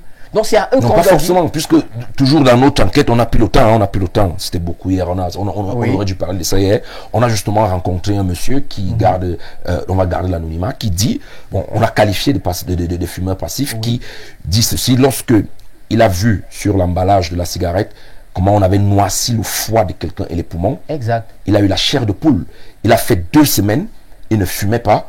Mais quand il a recommencé à fumer, maintenant il envoie ses enfants acheter la cigarette et il demande qu'ils ne viennent pas avec l'emballage. C'est-à-dire on emballe peut-être sur le petit plastique là parce que ça a créé quelque chose. Mais il reconnaît qu'il a réduit le risque. Donc là on peut quand même dire que c'est un fumeur passif. Mais il ne fume pas parce qu'il a vu quelqu'un. Non, s'il faut être précis dans le terme passif et actif, en fait un fumeur actif, c'est celui-là qui fume réellement, c'est celui-là qui prend la cigarette et qui la fume. Il avale la fumée pour que ça sorte par les narines. Maintenant, le passif, c'est celui qui est assis à côté et c'est celui qui est assis à côté et qui absorbe cette fumée-là. C'est lui qui est passif. Ça veut dire qu'il ne fait pas directement l'action, mais il subit l'action. C'est pour ça qu'il est passif. En fait, c'est un peu ça le terme. Finalement, entre l'actif et le passif, dans votre définition, qui est plus exposé? En réalité, c'est l'actif qui est plus exposé. Parce qu'on a souvent dit que celui qui est passif, c'est-à-dire quelqu'un à côté de vous, il fume, il avale, il rejette. Et quand il rejette, ça vient avec tous les déchets qu'il a à l'intérieur. Et vous inhalez ça. L'actif est plus exposé. Ça, c'est ce qui est vrai. Qu'on ne se mente pas. Maintenant, le passif a au moins le même nombre, j'ai envie de dire, là, le même risque en fait. Donc, si l'actif est à 90% de risque d'avoir des maladies cardiovasculaires et tout ce qui va avec, le passif est à 85%, 80%. Donc, ils ne sont pas très loin. Mais parce qu'il est juste à côté d'un fumeur. Est-ce que certaines infections pulmonaires sont causées par la cigarette? Oui, c'est ça en fait. Les pneumopathies des maladies bronchopulmonaires, c'est tout ça. Infection pulmonaire, cancer du poumon, tout ce qui va avec. Tout ce qui va avec. Donc c'est ce que j'étais en train de dire, c'est que je pense que la sensibilisation doit plus s'accentuer autour des gens qui ne fument pas. Parce que les fumeurs, en réalité, sont indépendants. Ils sont déjà addicts à la cigarette. Ils sont finis, ils sont morts. Puisqu'ils fument, c'est le poison. Parce qu'il faut rappeler ce qu'il y a dans la cigarette. Contrairement au chanvre indien, par exemple. Il y a le goudron, il y a la nicotine, Exactement, il y a 4000 substances chimiques. 4000 substances chimiques, parmi lesquelles au moins 200 sont hautement toxiques. Donc mieux le chanvre. Non, pas mieux le chanvre, pas mieux le chanvre. Tout ça, c'est pareil. C'est pareil, ça doit être proscrit. Donc, du coup, pour finir, j'ai envie de dire, je m'indignais simplement quant à ce laxisme, pas seulement du gouvernement. Parce que je pense qu'il n'y a pas que le gouvernement qui doit sensibiliser. Parfois, même des associations, comme par exemple, moi, je viens du lycée d'Anguissa. Il y a une association qui est l'association des anciens élèves du lycée d'Anguissa. Même eux, ils peuvent faire des tours dans les établissements ou seulement Anguissa, où il passe 6e, 5e jusqu'en terminale, où il rappelle juste les méfaits du tabac. Aussi simple que ça. Stéphane Bargard, on va commencer donc un peu à interroger le rôle de l'État. On essaie aussi de nous dire, en économie, lorsque je me baladais quelque part dans une université, j'ai resté beaucoup hors de l'amphi, on parlait souvent de l'élasticité prix. C'est-à-dire, on essaye de voir ici l'augmentation du prix d'un produit qui pourrait réduire la demande, mais tout au moins au niveau de la fiscalité, il n'y a pas d'impact, mais on se plaît quand même sur le plan social d'avoir une réduction considérable. C'est-à-dire que si le bâton de cigarette coûte aujourd'hui 25 et qu'on le mette par exemple, je vais prendre un exemple, à 100 francs, on est sûr que le petit élève ne va plus sacrifier ses 100 francs tous les jours pour aller fumer. Maintenant, peut-être c'est l'élite qui va fumer. Ce qui est bien, c'est que la fiscalité ne va pas totalement souffrir, mais on aura considérablement réduit. Est-ce que vous épousez cela? C'est-à-dire ceux qui pensent qu'en effet, on ne peut pas interdire, mais il faut augmenter le prix pour limiter les dégâts. Monsieur Yada, vous enfoncez une porte ouverte. Parce qu'il faut faire attention. Bertrand a fait une analyse assez complète de la situation qui pourrait être aujourd'hui celle de l'État du Cameroun. Que faut-il faire? Si on vise trop en termes de fiscalité sur cette industrie-là du tabac, elle va fermer. Et les conséquences sociales seraient encore plus graves que les conséquences aujourd'hui qui peuvent être sanitaires. Mais l'État ne peut jouer que ce rôle-là. Et l'État, encore, parfois, il faut interroger sa responsabilité. Est-ce que l'État a la volonté politique, je pèse mes mots, réelle, d'en finir avec ces dépendances-là? Je ne pense pas. Parce qu'il y a un ensemble de facteurs. Vous voulez dire que l'État aime quand les jeunes se zooment? Mais vous-même qui avez mené l'enquête, monsieur Yada, vous pensez quoi? Est-ce que le conditionnement n'est pas créé? Est-ce que l'environnement n'est pas propice? Est-ce qu'on n'a pas l'impression que c'est fait à dessein pour éloigner cette jeunesse qui voudrait penser là de certaines choses et de la conduire dans ces endroits de divertissement et d'obscurantisme? On a l'impression, à l'observation, que c'est l'objectif. Je ne vais pas parler comme un célèbre professeur qui parlait du crime scientifique, mais je pense que c'est un objectif qui est clairement, de façon subtile, mis en avant. Pouvez-vous m'expliquer pourquoi au Cameroun, la jeunesse consomme autant de bière? Plus qu'ailleurs. Charles Atébé est né de l'égalité mémoire. On avait même parlé de consommer l'équivalent de la Sanaga. Il a parlé du vouri, que les Camerounais sont ceux qui consomment en Afrique plus de vin rouge qu'on appelle Bordeaux sans publicité. Est-ce qu'on peut construire un fer de lance avec des stoulards, avec des drogués entre guillemets, des dépendants, des toxicos? Non, on a l'impression que justement les politiques publiques qui devaient encadrer, parce qu'il n'est pas question de dire ici que le tabac ou alors l'industrie du tabac doit s'arrêter. Elle existe ailleurs, mais elle est juste normée et mieux contrôlée. Vous avez pris l'exemple du message qui entoure désormais le paquet de cigarettes qui est vendu. Mais je rappelle que ce n'est qu'en 2013, très récemment, que l'État a imposé. Non, on parle même de 2019. 2019. D'après ce qu'on a vu, on parle de 2019. 2019, que l'État a imposé qu'il y ait cette photo-là, provocatrice, ou alors à l'amende, et avec le message qui suit. Mais de 2019 à 80, tous ceux qui sont morts là, du fait de la méconnaissance des effets négatifs de ce goudron, de cette nicotine, de ces substances chimiques qui empoisonnent, il faut le dire, le corps, ils sont morts, ils comptaient pour du beurre. Et encore plus, je vais revenir sur ce qu'on appelle l'industrie. Mais on peut augmenter le prix, passer à 50. Je rappelle même qu'il y a des bâtons, des cigarettes même qui coûtent 200. Il y a ceux qui fument. Bon, je ne vais pas donner les noms pour les besoins de publicité. Pour les besoins de publicité. Mais vous remarquez aussi que l'offre de l'industrie s'adapte à toutes les bourses. Il y a aussi la cigarette de 10 francs, de 15 francs. Elle est accessible à tous. On se la partage au quartier. On se la partage entre nous. Elle sent plus bon. Elle a un parfum enivrant là et tout. Vous avez déjà goûté? Mais le journaliste est un observateur de la société. Vous prêchez pas l'exemple. L'investigation est l'autre leitmotiv. On ne parle pas des choses abstraites. On va sur le terrain. Bertrand dit souvent que ses meilleurs amis, ce sont les prostituées. Voilà. Je ne vais pas aller dans son sens, mais moi je sais que... Pour avoir les bonnes informations, il ne dit pas qu'il va avec les prostituées. On va vers... On dit bonsoir avec Bertrand. Sur le terrain, on enquête. On investigue. Là, maintenant, on peut parler en connaissance de cause. Et je dis, monsieur Eyala, que l'industrie du tabac diversifie l'offre. Elle est puissante en termes de communication. Savez-vous les montants qui sont aujourd'hui mis à la disposition des communicants sur les cigarettes? C'est des marchés colossaux pour amener justement cette jeunesse-là à se détourner des objectifs qui devraient être les siens. L'industrie met en place la communication qui va avec, prend parfois des modèles pour servir des géris ou alors de têtes d'affiche de ces cigarettes-là, de ces produits-là, pour justement pervertir cette jeunesse qui est censée penser, qui est censée réfléchir, qui est censée cogiter sur son avenir. Mais alors, le gouvernement fait ce qu'il a à faire, distraire de façon tacite, de façon implicite, de façon détournée, créer les conditions, parce que rien ne peut me justifier le fait qu'il y ait, nous sommes à Foulane, monsieur Yala, descendez la colline là, combien de bars entourent le lycée de Foulane? Vous avez tout le monde le les voit. bars finalement. Non, c'est un exemple simple. C'est aussi avec les bars là que lorsqu'on organise la On ne réunion, peut pas organiser un pays avec des bars, monsieur Yala. C'est le lieu de perversion, il ne faut pas avoir peur de le dire. Vous savez ce qui s'y passe. Quand ce jeune-là alcoolisé se retrouve face à sa camarade, quand la jeune fille est emportée, vous savez ce qui s'y passe. Et puis, au cours de notre enquête, on a quand même vu un bar du côté, je vais pas citer pour les besoins de publicité, où le monsieur nous a dit que lorsque vous avez consommé 2 bières dans son bar, il vous chasse. On ne boit pas plus de 2 bières. Ce sont des mots. Ce sont des faits. On sait très bien ce qui en fait, il ne faut pas avoir peur de le dire. Le système est mis en place comme ça. Ça doit être comme ça. C'est comme à un moment on a parlé du football, comme opium de cette jeunesse-là, qui était censée éloigner le jeune Camerounais de la réalité qui est la sienne, pour le conduire là où on veut bien le conduire, pour qu'il ne soit à la fin qu'un produit marketing ou une espèce de réceptacle de toutes les dérives, de tous les aboutissements. Novelas, football, boissons, cigarettes, drogue. Voilà ce à quoi le projet qui est celui de la jeunesse aujourd'hui. Et c'est fait à dessein. D'accord, c'est fait à dessein. On commence donc justement à interroger le rôle des pouvoirs publics. Tout au long de notre enquête, Bertrand Bicard, on a rencontré aussi la coalition camerounaise de lutte contre le tabac, qu'on abrège comme C3T, qui nous a fait état de ce qu'au Cameroun aujourd'hui, on a 21 variétés de cigarettes.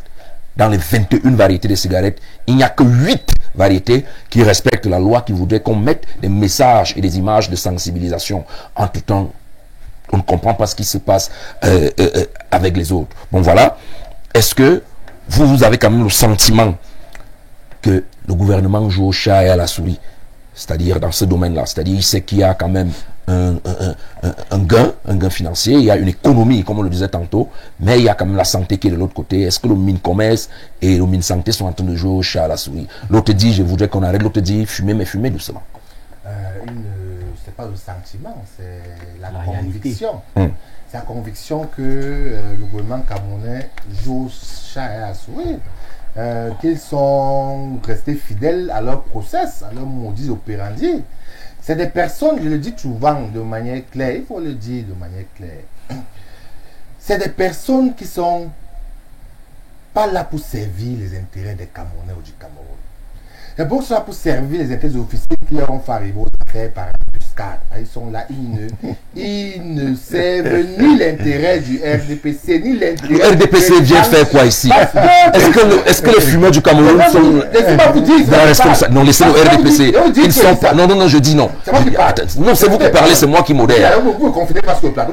Je vais vous dire. Vous ne confinez pas sur le plateau. Bertrand Bicard. Vous ne confinez pas sur le plateau. Bertrand Bicard, c'est moi qui modère ces débats. Alors. Le RDPC n'est pas représenté sur ce plateau aujourd'hui. Aucun parti politique n'est représenté parce qu'on me taxe déjà de tout au quartier.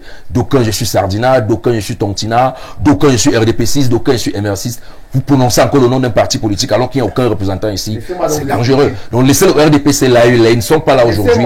On va parler du tabac, on en reste là. Je vais vous expliquer. C'est des personnes qui, de tout leur parcours, comment je dis ça, ils n'ont jamais milité un parti politique, jamais adhéré à X ou Y idéaux de X ou Y parti politique, ni aux idéaux prônés par celui qui les incarne au Cameroun. Mais par le biais des officines obscures, ils arrivent aux affaires par embuscade et deviennent cadres du parti. et au compte de l'État. Voilà pourquoi je parle de ça. Ces personnes qui sont arrivées aux affaires par embuscade, ils viennent servir purement et simplement les intérêts des officines pour lesquels elles ont signé à l'allégeance. Je vais vous dire pourquoi. Parce que, comment expliquer qu'au Cameroun, on va croire, on va se dire, la mondialisation s'impose à nous. Pourquoi la Chine a pu juguler les informations qui entrent au niveau de la Chine?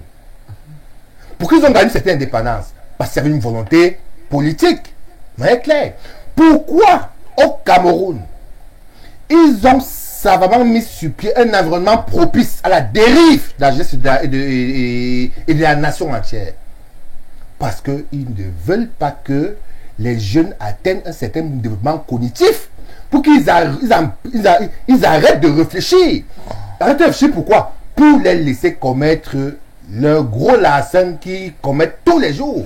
Betchambika, Je continue à parler. vous allez continuer, je vous relance. Non, je ne vous ai pas arrêté. Vous jetez l'opprobre et l'anathème sur le gouvernement, ou du moins sur l'État. L'enquête que j'ai savamment menée me montre que 75% des fumeurs sont conscients des méfaits de la cigarette. C'est-à-dire, lorsqu'il va acheter sa cigarette, lui-même, il sait qu'il a... Je vous en prie, il avance droit vers la tombe. Est-ce que c'est Paul Biya qui doit venir dire à mon grand-père, papa, arrête la cigarette, c'est dangereux pour la santé? Vous savez ce que Paul Biya aurait pu faire? Paul Biya aurait pu purement et simplement limiter le niveau de cigarette qui entre au niveau du Cameroun de 1. Il aurait pu dire clairement sur les paquets de cigarettes interdits au moins de 18 ans pour payer la cigarette, tout le monde a qu'à denter. C'est pour qu'on attendez, vous allez dire à Ladji qui a les clients le matin, les enfants qui partent. Attendez, Betchambika, ne parlez pas quand même de choses infernales. Nous sommes à la petite matin, on sait très bien comment ça va vite le matin, où il faut libérer les enfants qui partent à l'école. Il faudrait que Ladji soit là pour vérifier la carte. Vous estimez que c'est impossible? Est-ce que ça se passe comme ça ailleurs? Dans quel pays est-ce qu'on monte la carte d'identité pour acheter la cigarette? Vous estimez que c'est impossible? Vous voulez quand même que le Cameroun soit sorti de l'ordinaire. On peut pas monter la carte d'identité, mais mettre sur les mécanismes de pression de manière que la personne met conscience que si on l'attend en flagrant délit, il peut être amené à payer. Il ne faut pas, par exemple, une loi anti. Voilà, pour ne pas payer le prix.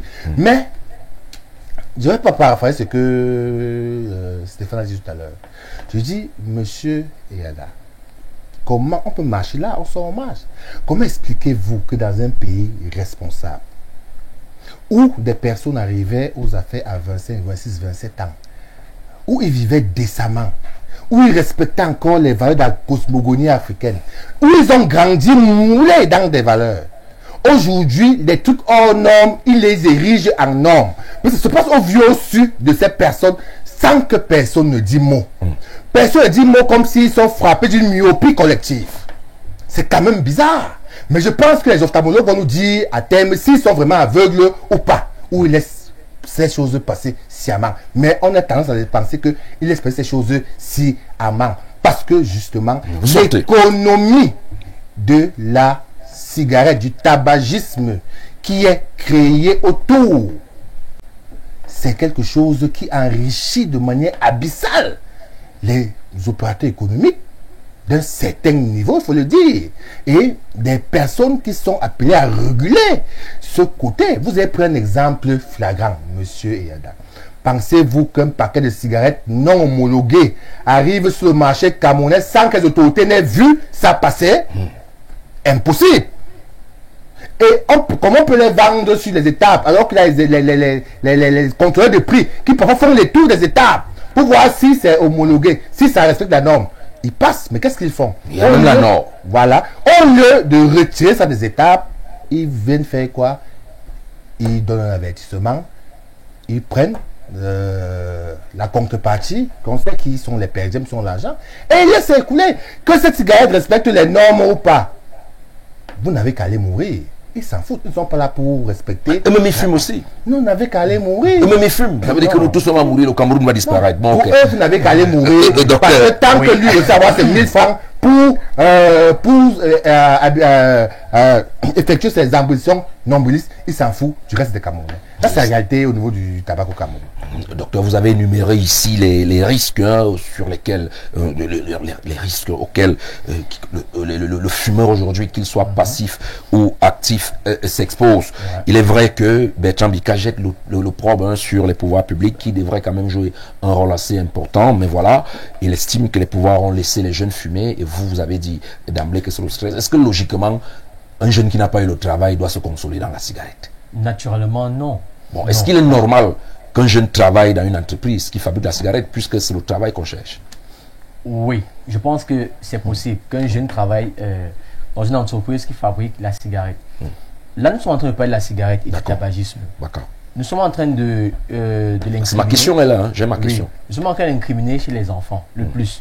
La vérité, c'est qu'un homme de plus de 21 ans qui fume, en réalité, ce n'est pas mon problème. Voilà, c'est ça que je vais vous dire. Écoutez, j'en viens. C'est comme un homme qui... Parce que c'est comme on a dit tantôt, chacun est responsable. Surtout les adultes, c'est ça le souci, sont responsables. Les enfants, là, c'est un autre débat.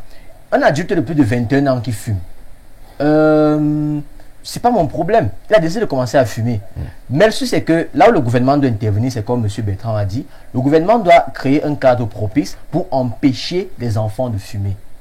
Comment est-ce qu'on peut facilement, puisqu'on empêche, on écrit des fois sur les bières moins de 18 ans. Oui, mais vous voyez, c'est l'enfant de 16 ans qui vous fait la santé. Parce que je voulais répondre à Bertrand en disant que la vérité est que nous sommes un pays sous-développé et nous vivons les réalités des pays sous-développés. On ne pourra jamais, je dis bien jamais, contrôler cet affaire de tabagisme entièrement à 100%, c'est impossible. Je ne suis même pas à 50%. La preuve, sur les bières d'alcool, c'est écrit interdit au moins de 18 ans. Est-ce qu'il y a aussi un problème d'analphabétisation? Parce que dans notre enquête, il y a des gens qui nous ont dit qu'ils ne savent même pas lire ni écrire. C'est vous qui avez écrit le gros français là que ça nuit. Il ne sait pas ce qu'il me dit. Et c'est la raison pour laquelle... Est-ce que vous pensez, monsieur Yada, monsieur Bika, vous avez toujours parlé. Est-ce que vous pensez que pendant qu'un policier passe devant un bar, il voit des élèves assis dans le bar en train de boire et les danseurs qui sont jeunes, ils ont la boisson devant eux. Si ce commerçant est frappé d'amende et peut-être arrêté et que ça peut pas servir de corollaire. Pourquoi est-ce que vous mettez la responsabilité sur le policier? Pourquoi vous, en tant qu'éducateur, en tant que parent, vous ne pouvez pas sommer des enfants qui sont au bar? Moi, je l'ai souvent fait. Même s'ils ne sont pas tenus, je l'ai souvent fait. Et ça me crée des problèmes, mais je pense que c'est même de son côté la répression. Du moment où vous l'avez fait, d'aucuns dans le bar, des fois, des aînés s'ajoutent à vous. Et après, on commence à sensibiliser. Mais est-ce que vous avez pourquoi vous jetez toujours la responsabilité sur les autres? Est-ce que nous-mêmes également, nous ne sommes pas responsables? Je n'ai pas dit, mais dit, comme eux ont capté de répression et pour que le résultat soit flagrant. Si ces personnes font leur travail, ce que ça peut servir de tache d'huile, de corollaire, pour que d'autres aient peur. Quand un élève entre, on va dire, pardon, sors de mon bar. C'est clair. Mais quand ça se passe à Mondio-Vision, les gens laissent.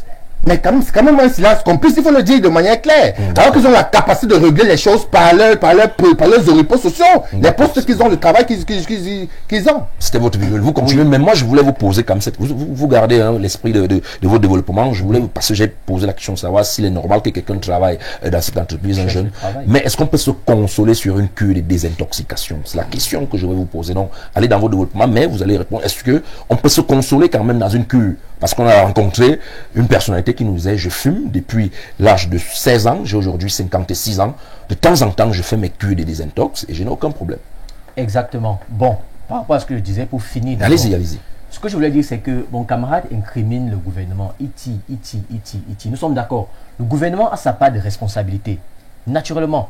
Et aussi pour embrayer à ce qu'il disait, il y a effectivement une loi qui interdit les enfants en tenue d'aller dans les bars. Voilà. Il y en a effectivement. Oui. Donc ça veut dire un policier qui part réprimander un commerçant qui vend de l'alcool aux enfants, aux mineurs. Il sera dans son droit. Il aura entièrement raison. Okay. Voilà. Maintenant, le deuxième volet, ce que je voulais dire, c'est que le gouvernement n'est pas c'est pas le seul outil. Le seul outil qui peut entrer dans cette lutte contre le tabagisme-là. Il y a aussi nous-mêmes. Nous, les parents, c'est-à-dire nous, les adultes. Écoutez, un homme qui fume, un enfant qui fume est dangereux pour votre propre enfant aussi. Ce n'est pas seulement... exactement. Donc ça veut dire, nous-mêmes aussi, nous-mêmes devons dire à nos enfants, à notre entourage, comme il a dit monsieur Arnaud Yada, il entre dans un bar, il trouve les enfants en tenue en train de fumer, en train de boire l'alcool, il leur dit sortez, dégagez de là. Parce que justement, il se met à la position d'un parent, à la position d'un aîné, d'un adulte. Maintenant, venons sur la cure. Exactement. Exactement. ce que moi je reproche, parce que, écoutez, j'avais déjà pensé à ça. J'ai quand même que j'ai un camarade qui est pharmacien aussi, qui travaille dans ce sens-là. Il veut créer on appelle ça comment? Les maisons de désintoxication là. Oui, au Cameroun, il y en a pas. Parce que je sais, je peux vous garantir que beaucoup de personnes m'ont déjà posé la question. C'est-à-dire, est-ce que tu connais un centre de désintoxication? Je lui ai dit toujours non, je ne connais pas. En tout cas, s'il existe, je ne connais pas. Et nous, dans les milieux médicaux, on ne connaît pas. Ça veut dire que, parce que quelqu'un qui fume, on peut encore le récupérer. Hein. Rien n'est perdu à 100%. Voilà, c'est justement ça mon problème. Rien n'est perdu à 100%. C'est pas parce qu'il a fumé aujourd'hui, il a fumé pendant 20 ans, qu'il va continuer à fumer toute sa vie et qu'il va mourir en fumant. Non. Non. Donc c'est là où moi je me dis, ça ce serait une très bonne idée. Ce serait une très bonne solution. Que justement l'État on pourra même créer dans plusieurs villes, dans plusieurs départements, dans plusieurs arrondissements, justement pour aider les jeunes qui fument, par exemple. D'accord, on va revenir, mais on prend d'abord quelques messages. Stéphane Bargave, je donne déjà ma question et vous allez réfléchir là-dessus. On dit, il y a de cela 10 ans aujourd'hui qu'un projet de loi relatif a été déposé à l'Assemblée nationale. Il y a 10 ans aujourd'hui, jour pour jour, qu'on a déposé un projet de loi à l'Assemblée nationale pour qu'on essaye de trouver une solution pour arrêter la cigarette, tout au moins une loi anti-tabac. Mais les députés, on ne sait pas si depuis 10 ans ils sont tous des fumeurs et qu'ils sauvegardent leur fumée ou alors ça passe comme ça, comme aperçu. On va interroger le rôle, n'est-ce pas, des parlementaires à ce niveau et ce qu'ils font même sur le terrain pour sensibiliser les jeunes au quotidien pour qu'on arrête véritablement avec ce fléau assez nocif. On va donc communier avec ceux qui nous suivent à la maison. Voilà, on commence avec ce message. Bonsoir à vous le plateau et félicitations pour cette belle émission avec d'intéressantes thématiques, surtout la deuxième qui interpelle directement les jeunes et qui se livrent, je dirais, volontairement à la consommation du tabac, malgré qu'ils connaissent au préalable ses méfaits. La seule chose qui reste à faire, c'est élargir les campagnes de sensibilisation afin que les uns et les autres s'imprègnent davantage des dangers auxquels ils s'exposent en fumant le tabac. Daniel nous écrit depuis Oza, c'est à Yaoundé. Merci Daniel pour ce message qui cadre justement avec l'esprit de l'émission. Non seulement il y a des remarques et aussi des suggestions. Voilà, merci. En Occident, on a interdit la publicité de l'alcool et du tabac. Et c'est le 257 qui nous écrit, voilà. En Occident, on interdit la publicité de l'alcool et du tabac. Et les gouvernements occidentaux mènent des campagnes contre l'alcoolisme et le tabagisme à cause des effets funestes de ces deux produits. À cause de cela, les sociétés multinationales brassicoles et tabacoles ont jeté leur dévolu sur les pays du tiers-monde en général et les pays africains en particulier à ça. En plus du néocolonialisme, le déversement des produits alcooliques et tabagiques est une autre forme de guerre que les pays occidentaux mènent contre l'Afrique pour abrutir sa jeunesse et la maintenir dans l'ignorance et le sous-développement. Ahmed nous a écrit à Antananarivo, à Madagascar. Merci pour cette brillante et excellente participation. Merci Ahmed. Bonsoir Monsieur Yada. Il n'y avait-il pas ces usines de tabac à l'époque des autres? Lorsque M. Bertrand sera chef de l'État, que fera-t-il pour amener les Camerounais à ne pas vendre ou fumer du tabac? Il se rappelle que la dernière fois, vous avez dit que vous faites de la politique, vous commencez à voir vos intentions pour 2025. Alors, le président Paul Biya sait déjà qu'il est un adversaire sérieux sur ce plateau. C'est Charmant de Van qui nous écrit, il revient. Je vais veiller à ce que les mineurs ne prennent pas ce gars. D'accord. Beaucoup l'ont dit, mais non rien. Beaucoup l'ont dit, mais non rien fait. Monsieur Bertrand, ne prends-tu pas de l'argent lorsqu'on te dit de venir mal parler du président Paul Biya? Comment veux-tu qu'un commerçant refuse de l'argent? Vous n'allez pas répondre aux téléspectateurs. Voilà. Je vais relire ça. Monsieur Bertrand, ne prends-tu pas de l'argent lorsqu'on te dit de venir mal parler du président Paul Biya? Comment veux-tu qu'un commerçant refuse de l'argent, même s'il vient d'Angos? D'appeler à ce numéro, je vous dirais, bon, il nous prie d'appeler un numéro, hein, et il va, bon, d'appeler à ce numéro, je vous dirais, où se trouve un centre de désintoxication à Yaoundé. Bon, si tu continues dans la logique du message, je pense que ça allait être facile. Hein, quand tu nous demandes déjà d'appeler là, ça devient un peu compliqué. Bon, quelqu'un dit n'importe quoi, tout c'est le gouvernement, c'est trop facile. Une personne qui sait à l'avance que le tabac tue, alors trouver d'autres responsables et laisser le gouvernement tranquille. Voilà, on dit que vous jetez tout le propre sur le gouvernement. C'est pas le président de la République qui doit venir dresser votre lit le matin, hein, monsieur Mika. Voilà, c'est Fadima Toupabe qui nous écrit. Voilà. Bonsoir à tout le plateau. Il faut mettre l'accent vraiment sur l'augmentation du prix de la cigarette à la barre la plus haute pour pouvoir baisser considérablement le taux de croissance en consommation de cigarettes.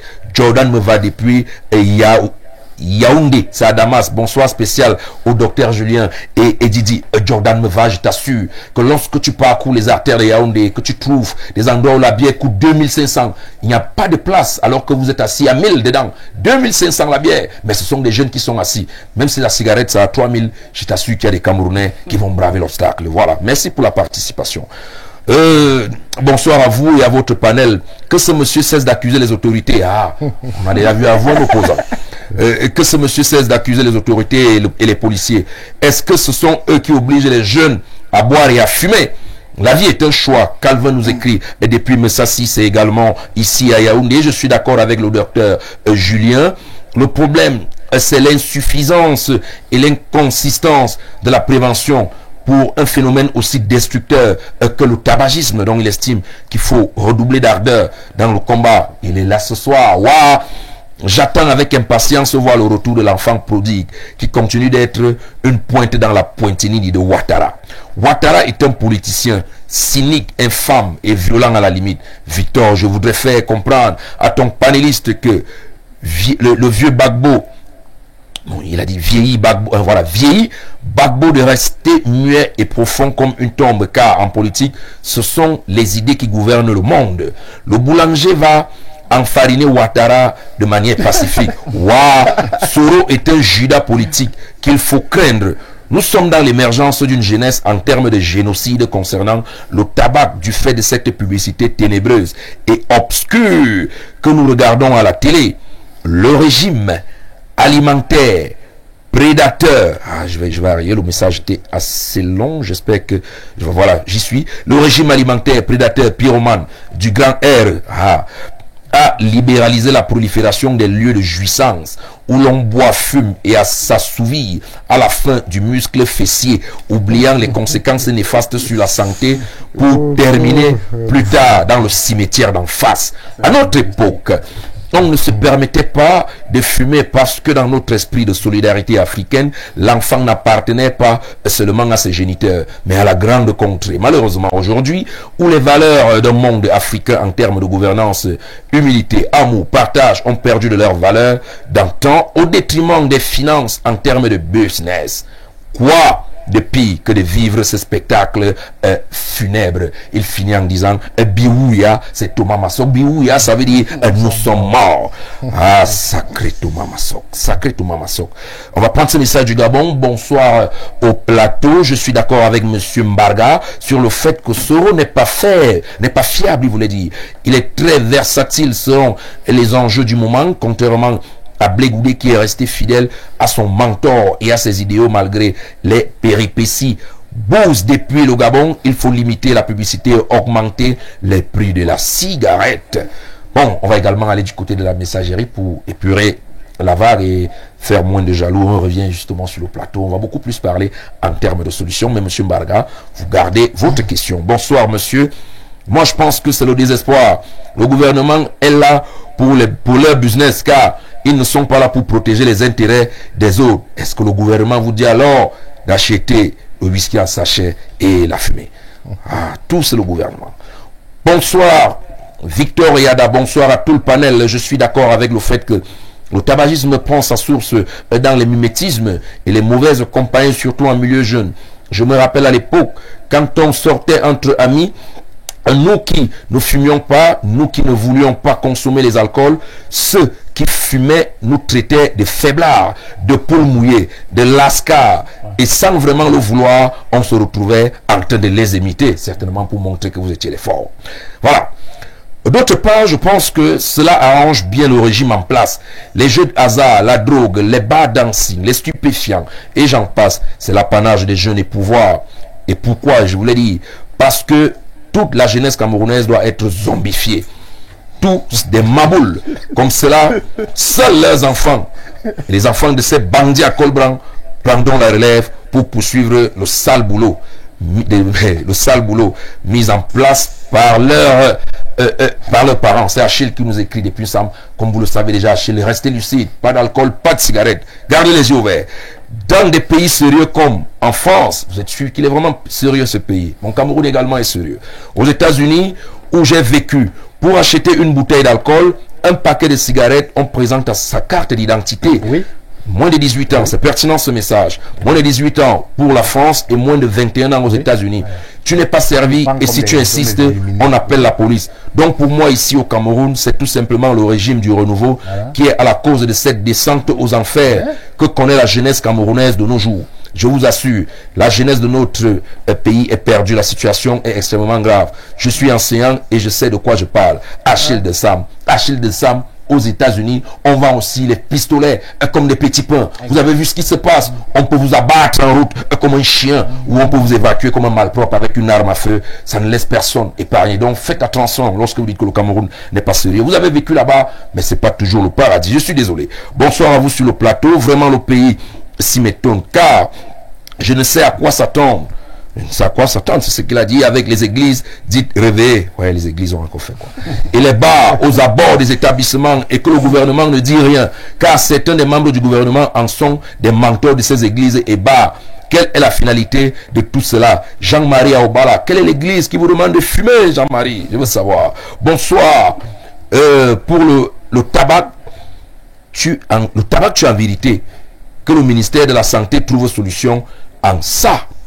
On va prendre 2 derniers messages, on revient sur le plateau. Bonjour mes frères. La santé publique doit rentrer dans la vie de tous les jours. Information, éducation, communication dans les quartiers, les services publics, les villages. Armand nous a écrit de Yaoundé. Dernier message pour cette série. Bonsoir à Noyada et à tout le plateau. J'aimerais que le docteur me propose un médicament contre le mal de foie.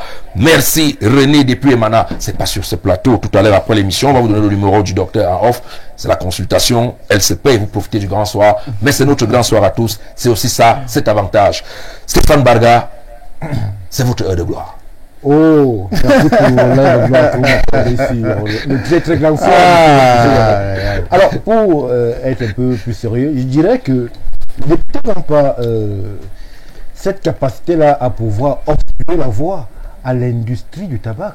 Parce que nous, on découvre certaines pratiques, mais ce sont des pratiques qui sont communes aux industries ailleurs, en Occident. Vous avez une industrie de l'armement très puissante aux États-Unis qui est même capable d'orienter les politiques publiques de ces pays-là. Vous avez une industrie de la santé très puissante en Europe, en France, une industrie qui peut même enlever un président du pouvoir si elle est contre vous. Alors, ici, nos députés, que peuvent-ils, lorsqu'ils ont en face des multinationales qui sont capables d'arroser le système, une loi qui est proposée, mais si l'exécutif ne valide pas, vous savez le dilemme qui est au Cameroun entre les propositions de loi et les projets de loi, vous savez très bien qu'il faut l'accord d'un certain parti pour que certaines choses avancent. Alors si ça ne vient pas de ce côté, que peuvent nos vaillants et braves députés? Ils sont obligés d'assister en spectateur à la perdition de notre jeunesse. Parce que c'est de ça qu'il s'agit. On ne peut pas évaluer parce qu'on n'a pas un système de santé vraiment optimal pour savoir le manque à gagner que cause à l'État du Cameroun ce fléau du tabagisme. Mais on ne peut que constater les dégâts dans nos familles. Ces jeunes-là, au départ brillants, au départ prometteurs, qui sont transformés devant nos yeux en loques humaines. Parce que, monsieur Yanafo Paris, on parle de choses sérieuses. Ouais, et ces choses-là, on n'a pas besoin d'être sorti de l'ENAM pour en parler. Parce que c'est des choses qu'on vit au quotidien. On commence par une cigarette. Je veux faire. Après, ça vit à autre chose. Vous savez ce dont je parle. Tout à fait. Dès que ce pas est franchi, la personne est pratiquement irrécupérable devant vous. Le docteur parlait de centre de désintoxication. C'est vrai qu'il n'y a pas de communication autour. On ne sait pas. Parfois, on a parlé du centre Jamon. Un enfant qui devient accro à ces substances. Parce que la cigarette, il ne faut pas l'oublier, elle vous rend accro. Je connais des personnes qui sortent la nuit à 3 h du matin pour marcher partout dans la ville, chercher la cigarette. D'autres fument même les papiers. À un moment, vous êtes comme possédé, vous êtes sous contrôle, sous hypnose. Est-ce que c'est avec cette population-là que nous allons bondir vers l'émergence tant souhaitée, tant prônée? Est-ce que c'est avec cette population dépendantes aux substances alcooliques, aux substances tabagiques, que nous allons être compétitifs sur la scène internationale. Que non, il est temps. Et vous faites bien de parler de l'Assemblée nationale, du Parlement en général. On revoit les lois. Parce que ça fait 10 ans qu'il y a un projet de loi. Il y a un projet de loi qui n'avance pas. Pourquoi ça coince? Ça coince justement. Et M. Bichal l'a relevé. Il ne faut pas masquer ce pan de la réflexion. Ces gens ont beaucoup d'argent. Il ne faut pas se mentir. Ils sont capables de tenir le pouvoir gouvernant en laisse au travers de très fortes sommes. Il y a un aspect qui a été évoqué aussi, c'est celui de la régulation des entrées et sorties de produits sur le marché camerounais. Est-ce que vous savez qu'il y a des produits que même les agents du ministère du Commerce découvrent? Les frontières sont poreuses. Il suffit qu'une cargaison débarque d'un pays voisin, elle entre au Cameroun. Que pour le pauvre fonctionnaire du ministère du Commerce qui retrouve tue-moi fort sur le marché, et il va dire au vendeur, donne-moi ma part. Puisqu'il n'a pas la capacité opérationnelle de pouvoir mettre fin à cette contrebande qui envahit. Et c'est un scandale qu'il faut dénoncer. Nos marchés, on n'a plus le contrôle sur la qualité. Le Cameroun est devenu un réceptacle de tout et n'importe quoi. Il est temps, en commençant par ceux qui nous dirigent, et ils ne nous dirigent pas seulement dans les ministères, ils nous dirigent aussi à l'Assemblée, que cela prenne les responsabilités et que pour une fois, ils fassent le travail pour lequel ils ont été élus. Non, M. Stéphane Barga est sorti de sa réserve aujourd'hui.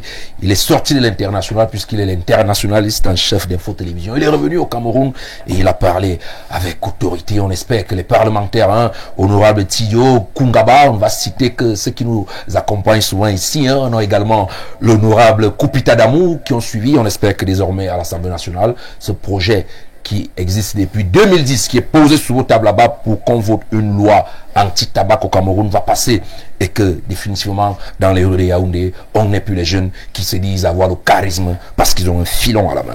Voilà, Bertrand Picard, on parle justement des pistes de solutions. Il est vrai que vous avez déjà sacrifié le gouvernement, vous avez dit que tout ce qui se passe, c'est le gouvernement qui envoie les enfants voler, c'est le gouvernement qui envoie les enfants fumer. Bon, finalement, vous, en tant que futur leader politique de ce pays, qu'est-ce que vous proposez aujourd'hui à l'État pour qu'on sorte définitivement de cette auberge de misère? Ce que je voudrais déjà dire, je vais juste faire une petite digression. Je vais dire que il n'est point besoin de jeter l'anathème sur le gouvernement ici, mais analyser ce pan et en mettant le gouvernement de côté serait ne pas comprendre ce problème de manière holistique, ça c'est clair.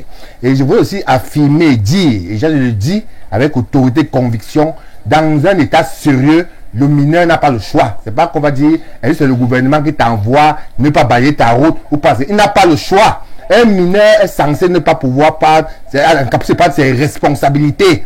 Si on peut, dans d'autres cieux, contrôler la carte d'identité pour vendre l'alcool ou la boisson, on peut le faire au Cameroun.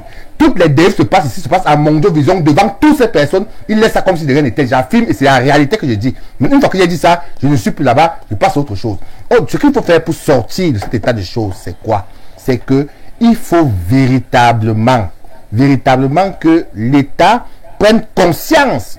Parce que je vais dire, c'est vrai qu'on parle des niveaux de socialisation, on parle de la famille, de l'école, de la société. Mais si tout ça n'est pas canalisé, n'est pas impulsé par les personnes qui ont le pouvoir de réguler cela, ça va toujours causer une véritable problématique. Il faudrait véritablement que l'État prenne conscience que c'est un véritable problème de santé publique et qu'au-delà des avantages financiers qu'ils peuvent avoir ou que l'État peut avoir ou des individus peuvent avoir, ils doivent pouvoir brûler l'aspect humain. Quand une personne meurt, c'est une personne de trop, il faudrait qu'on puisse sacraliser la vie et désacraliser les finances. Et tant que ce n'est pas arrivé à ce niveau, il y aura les problèmes. Tout ce qu'on a programmé ici, tout ce que mes copains ont dit, la famille doit intervenir, les associations doivent intervenir, mais s'il n'y a pas une volonté politique, ça n'arrivera pas. Il va chuter avec l'Assemblée nationale, monsieur Stéphane Baga. Vous avez peut-être dit des choses à début, mais il faut dire, on sait qu'au Cameroun, l'Assemblée nationale, c'est une caisse de résonance. Si l'État avait voulu, central, s'il y avait une volonté politique que cette loi passe, cette loi aurait été votée depuis. Quand elle arrive à l'Assemblée nationale, elle est votée. Quand l'ordre vient voter, il vote. La preuve, c'est un parti politique qui est quasiment représenté de manière abyssale à l'Assemblée nationale. Ça veut dire que pour faire voter une loi à l'Assemblée, il suffit d'un coup de fil. Ça va passer. Si depuis 10 ans, cette loi reste stagnante, ça veut dire qu'il n'y a pas de volonté politique que cette loi passe. Le corollaire, c'est qu'il n'y a pas de volonté politique pour que les Camerounais sortent de l'auberge vis-à-vis de cette situation. Et il faudrait donc dire, première solution, qu'ils commencent déjà à faire voter cette loi.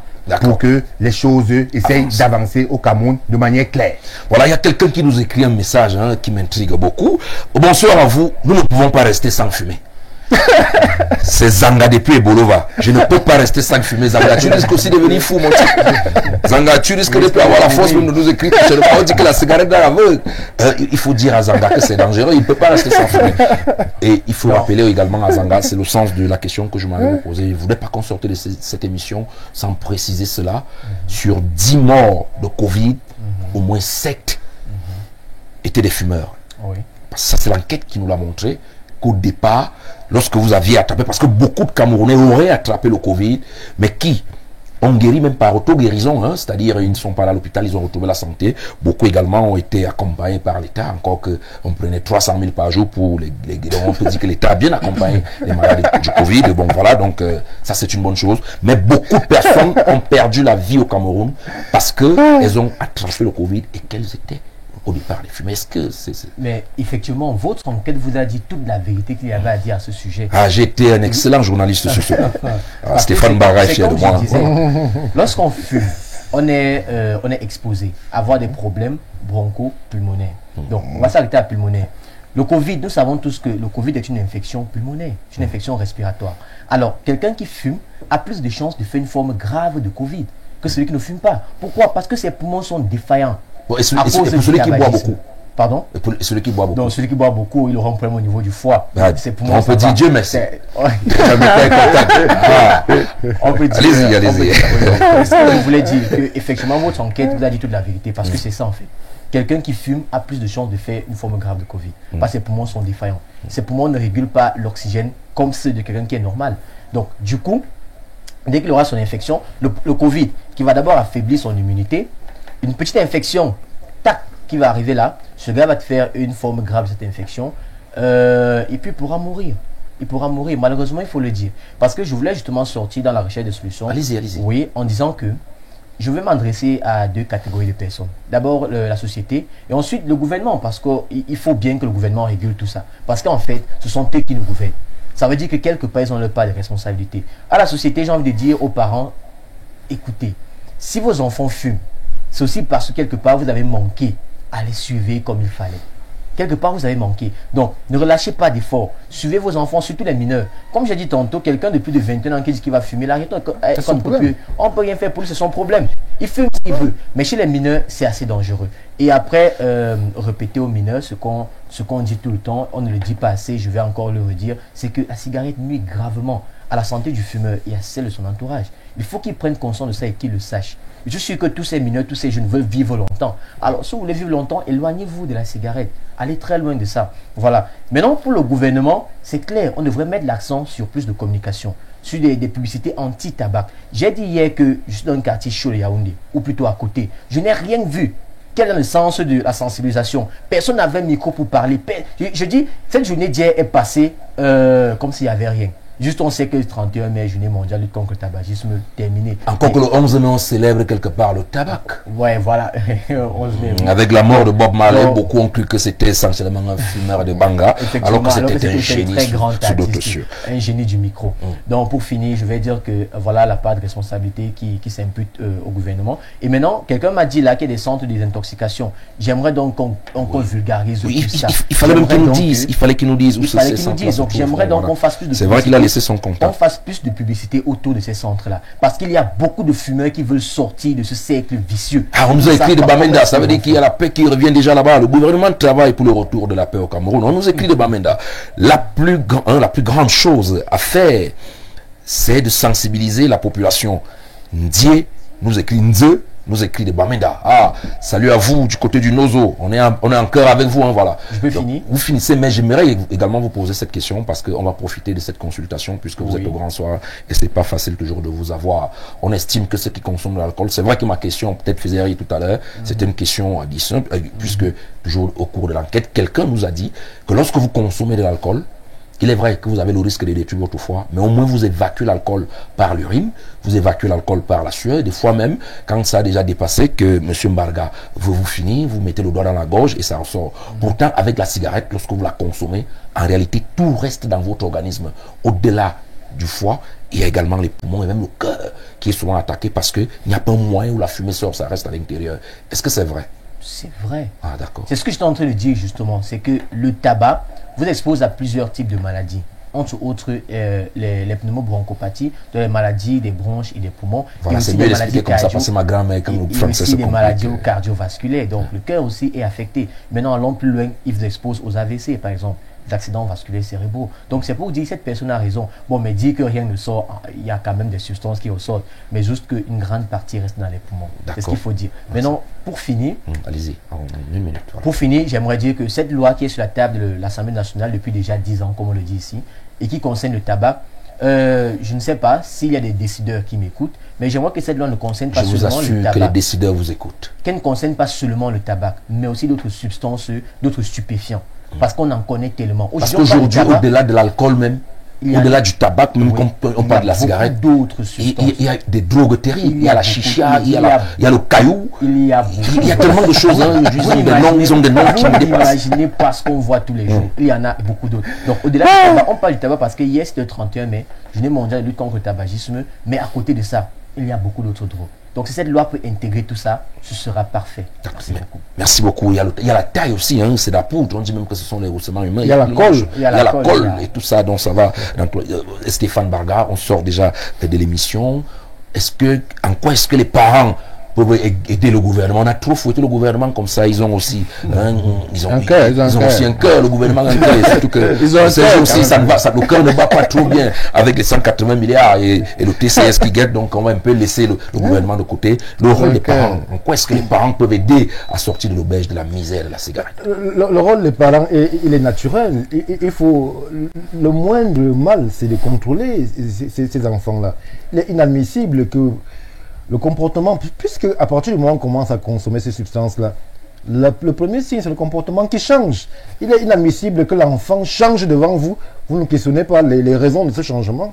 Le parent doit être ce modèle, il doit être ce gardien, il doit être ce conseiller, il doit être beaucoup de choses à la fois. Alors, si c'est que l'aspect économique, je renvoie mon enfant à l'école qui est mis en avant, mais vous l'envoyez à l'école, il n'arrive même pas à l'école. Il s'arrête au bas et le soir il revient tout de go comme si de rien n'était. Et vous avez manqué à un devoir qui est le vôtre. Donc la société, parce que lorsqu'on dit les parents, c'est la société qui doit être cet éveil-là. Parce que il est clair qu'à un certain niveau, le gouvernement a des défaillances. Il faudrait que la société, en amont ou en aval, c'est comme vous voulez, mais que la société puisse prendre le relais aussi. Parce qu'il est inadmissible, et les exemples que nous avons à profusion, où nous avons des parents qui sont assis dans un bar, où les jeunes fument, et ça ne leur pose pas le moindre problème. Nous avons des petites filles, elle est assise avec un monsieur. Un papy. Elle fume. Le monsieur est pépère, il est tranquille, pour lui c'est normal. Que non, la société doit être ce recteur. La société doit être ce censeur. La société doit être ce baromètre quand les déviances ou alors les dérives s'imposent en modèle. On ne doit plus encenser ces personnes. Elles doivent être pointées du doigt. Il faudrait même une stigmatisation positive pour que ça arrête ces dépravations que nous constatons au jour le jour. Merci, on va vous dire, mais M. Bika, vous voulez coller un dernier mot en 2 secondes, c'est possible? Je vais dire simplement que, nonobstant tout ce qu'on a pu dire ici, la cellule familiale reste quand même un cocon fondamental pour réguler la famille et les enfants. On appelle simplement les parents à être beaucoup plus prudents sur les changements probables des enfants, de manière à ce qu'ils ne puissent pas atteindre le point de non-retour. Parce que si la société les a lâchés, au moins la famille doit pouvoir les tenir à main. On va prendre ce dernier message qui vient toujours d'Antananarivo. Le pharmacien n'a pas dit l'alcoolisme et le tabagisme sont aussi les premières causes de l'impuissance sexuelle chez les hommes. Ahmed à Antananarivo, à Madagascar, il a dit. Donc, si vous ne voulez pas être inutile sexuellement, arrêtez l'alcool et arrêtez la cigarette. Mesdames, messieurs, merci de nous avoir donné une fois de plus de votre attention aujourd'hui. J'ai dit aussi merci à ceux qui nous ont accompagnés. Les 3 étaient là. Le 4e n'a pas certainement eu la possibilité d'être là. Merci également à toute l'équipe de production qui s'est attelée pour la réalisation de cette émission. Je vais citer quelques noms et je m'excuse pour ce que je vais oublier. Il y a Mouli qui est avec nous ici à la caméra. La diffusion, Anissé Nomo était là. La réalisation, Ben Valls. Christelle Bilunga, c'est cette femme qui nous a fait être moins laid parce que nous le sommes. C'est le maquillage qui nous fait paraître un peu plus beau. Voilà.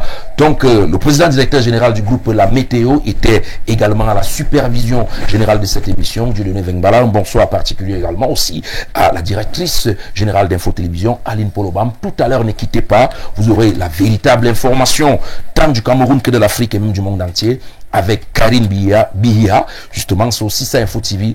Que de belles femmes. Elle est la directrice du programme. Moi, je vous retrouverai demain certainement avec d'autres thématiques. Restez couverts. Le coronavirus continue de faire les ravages. Bonsoir et à demain.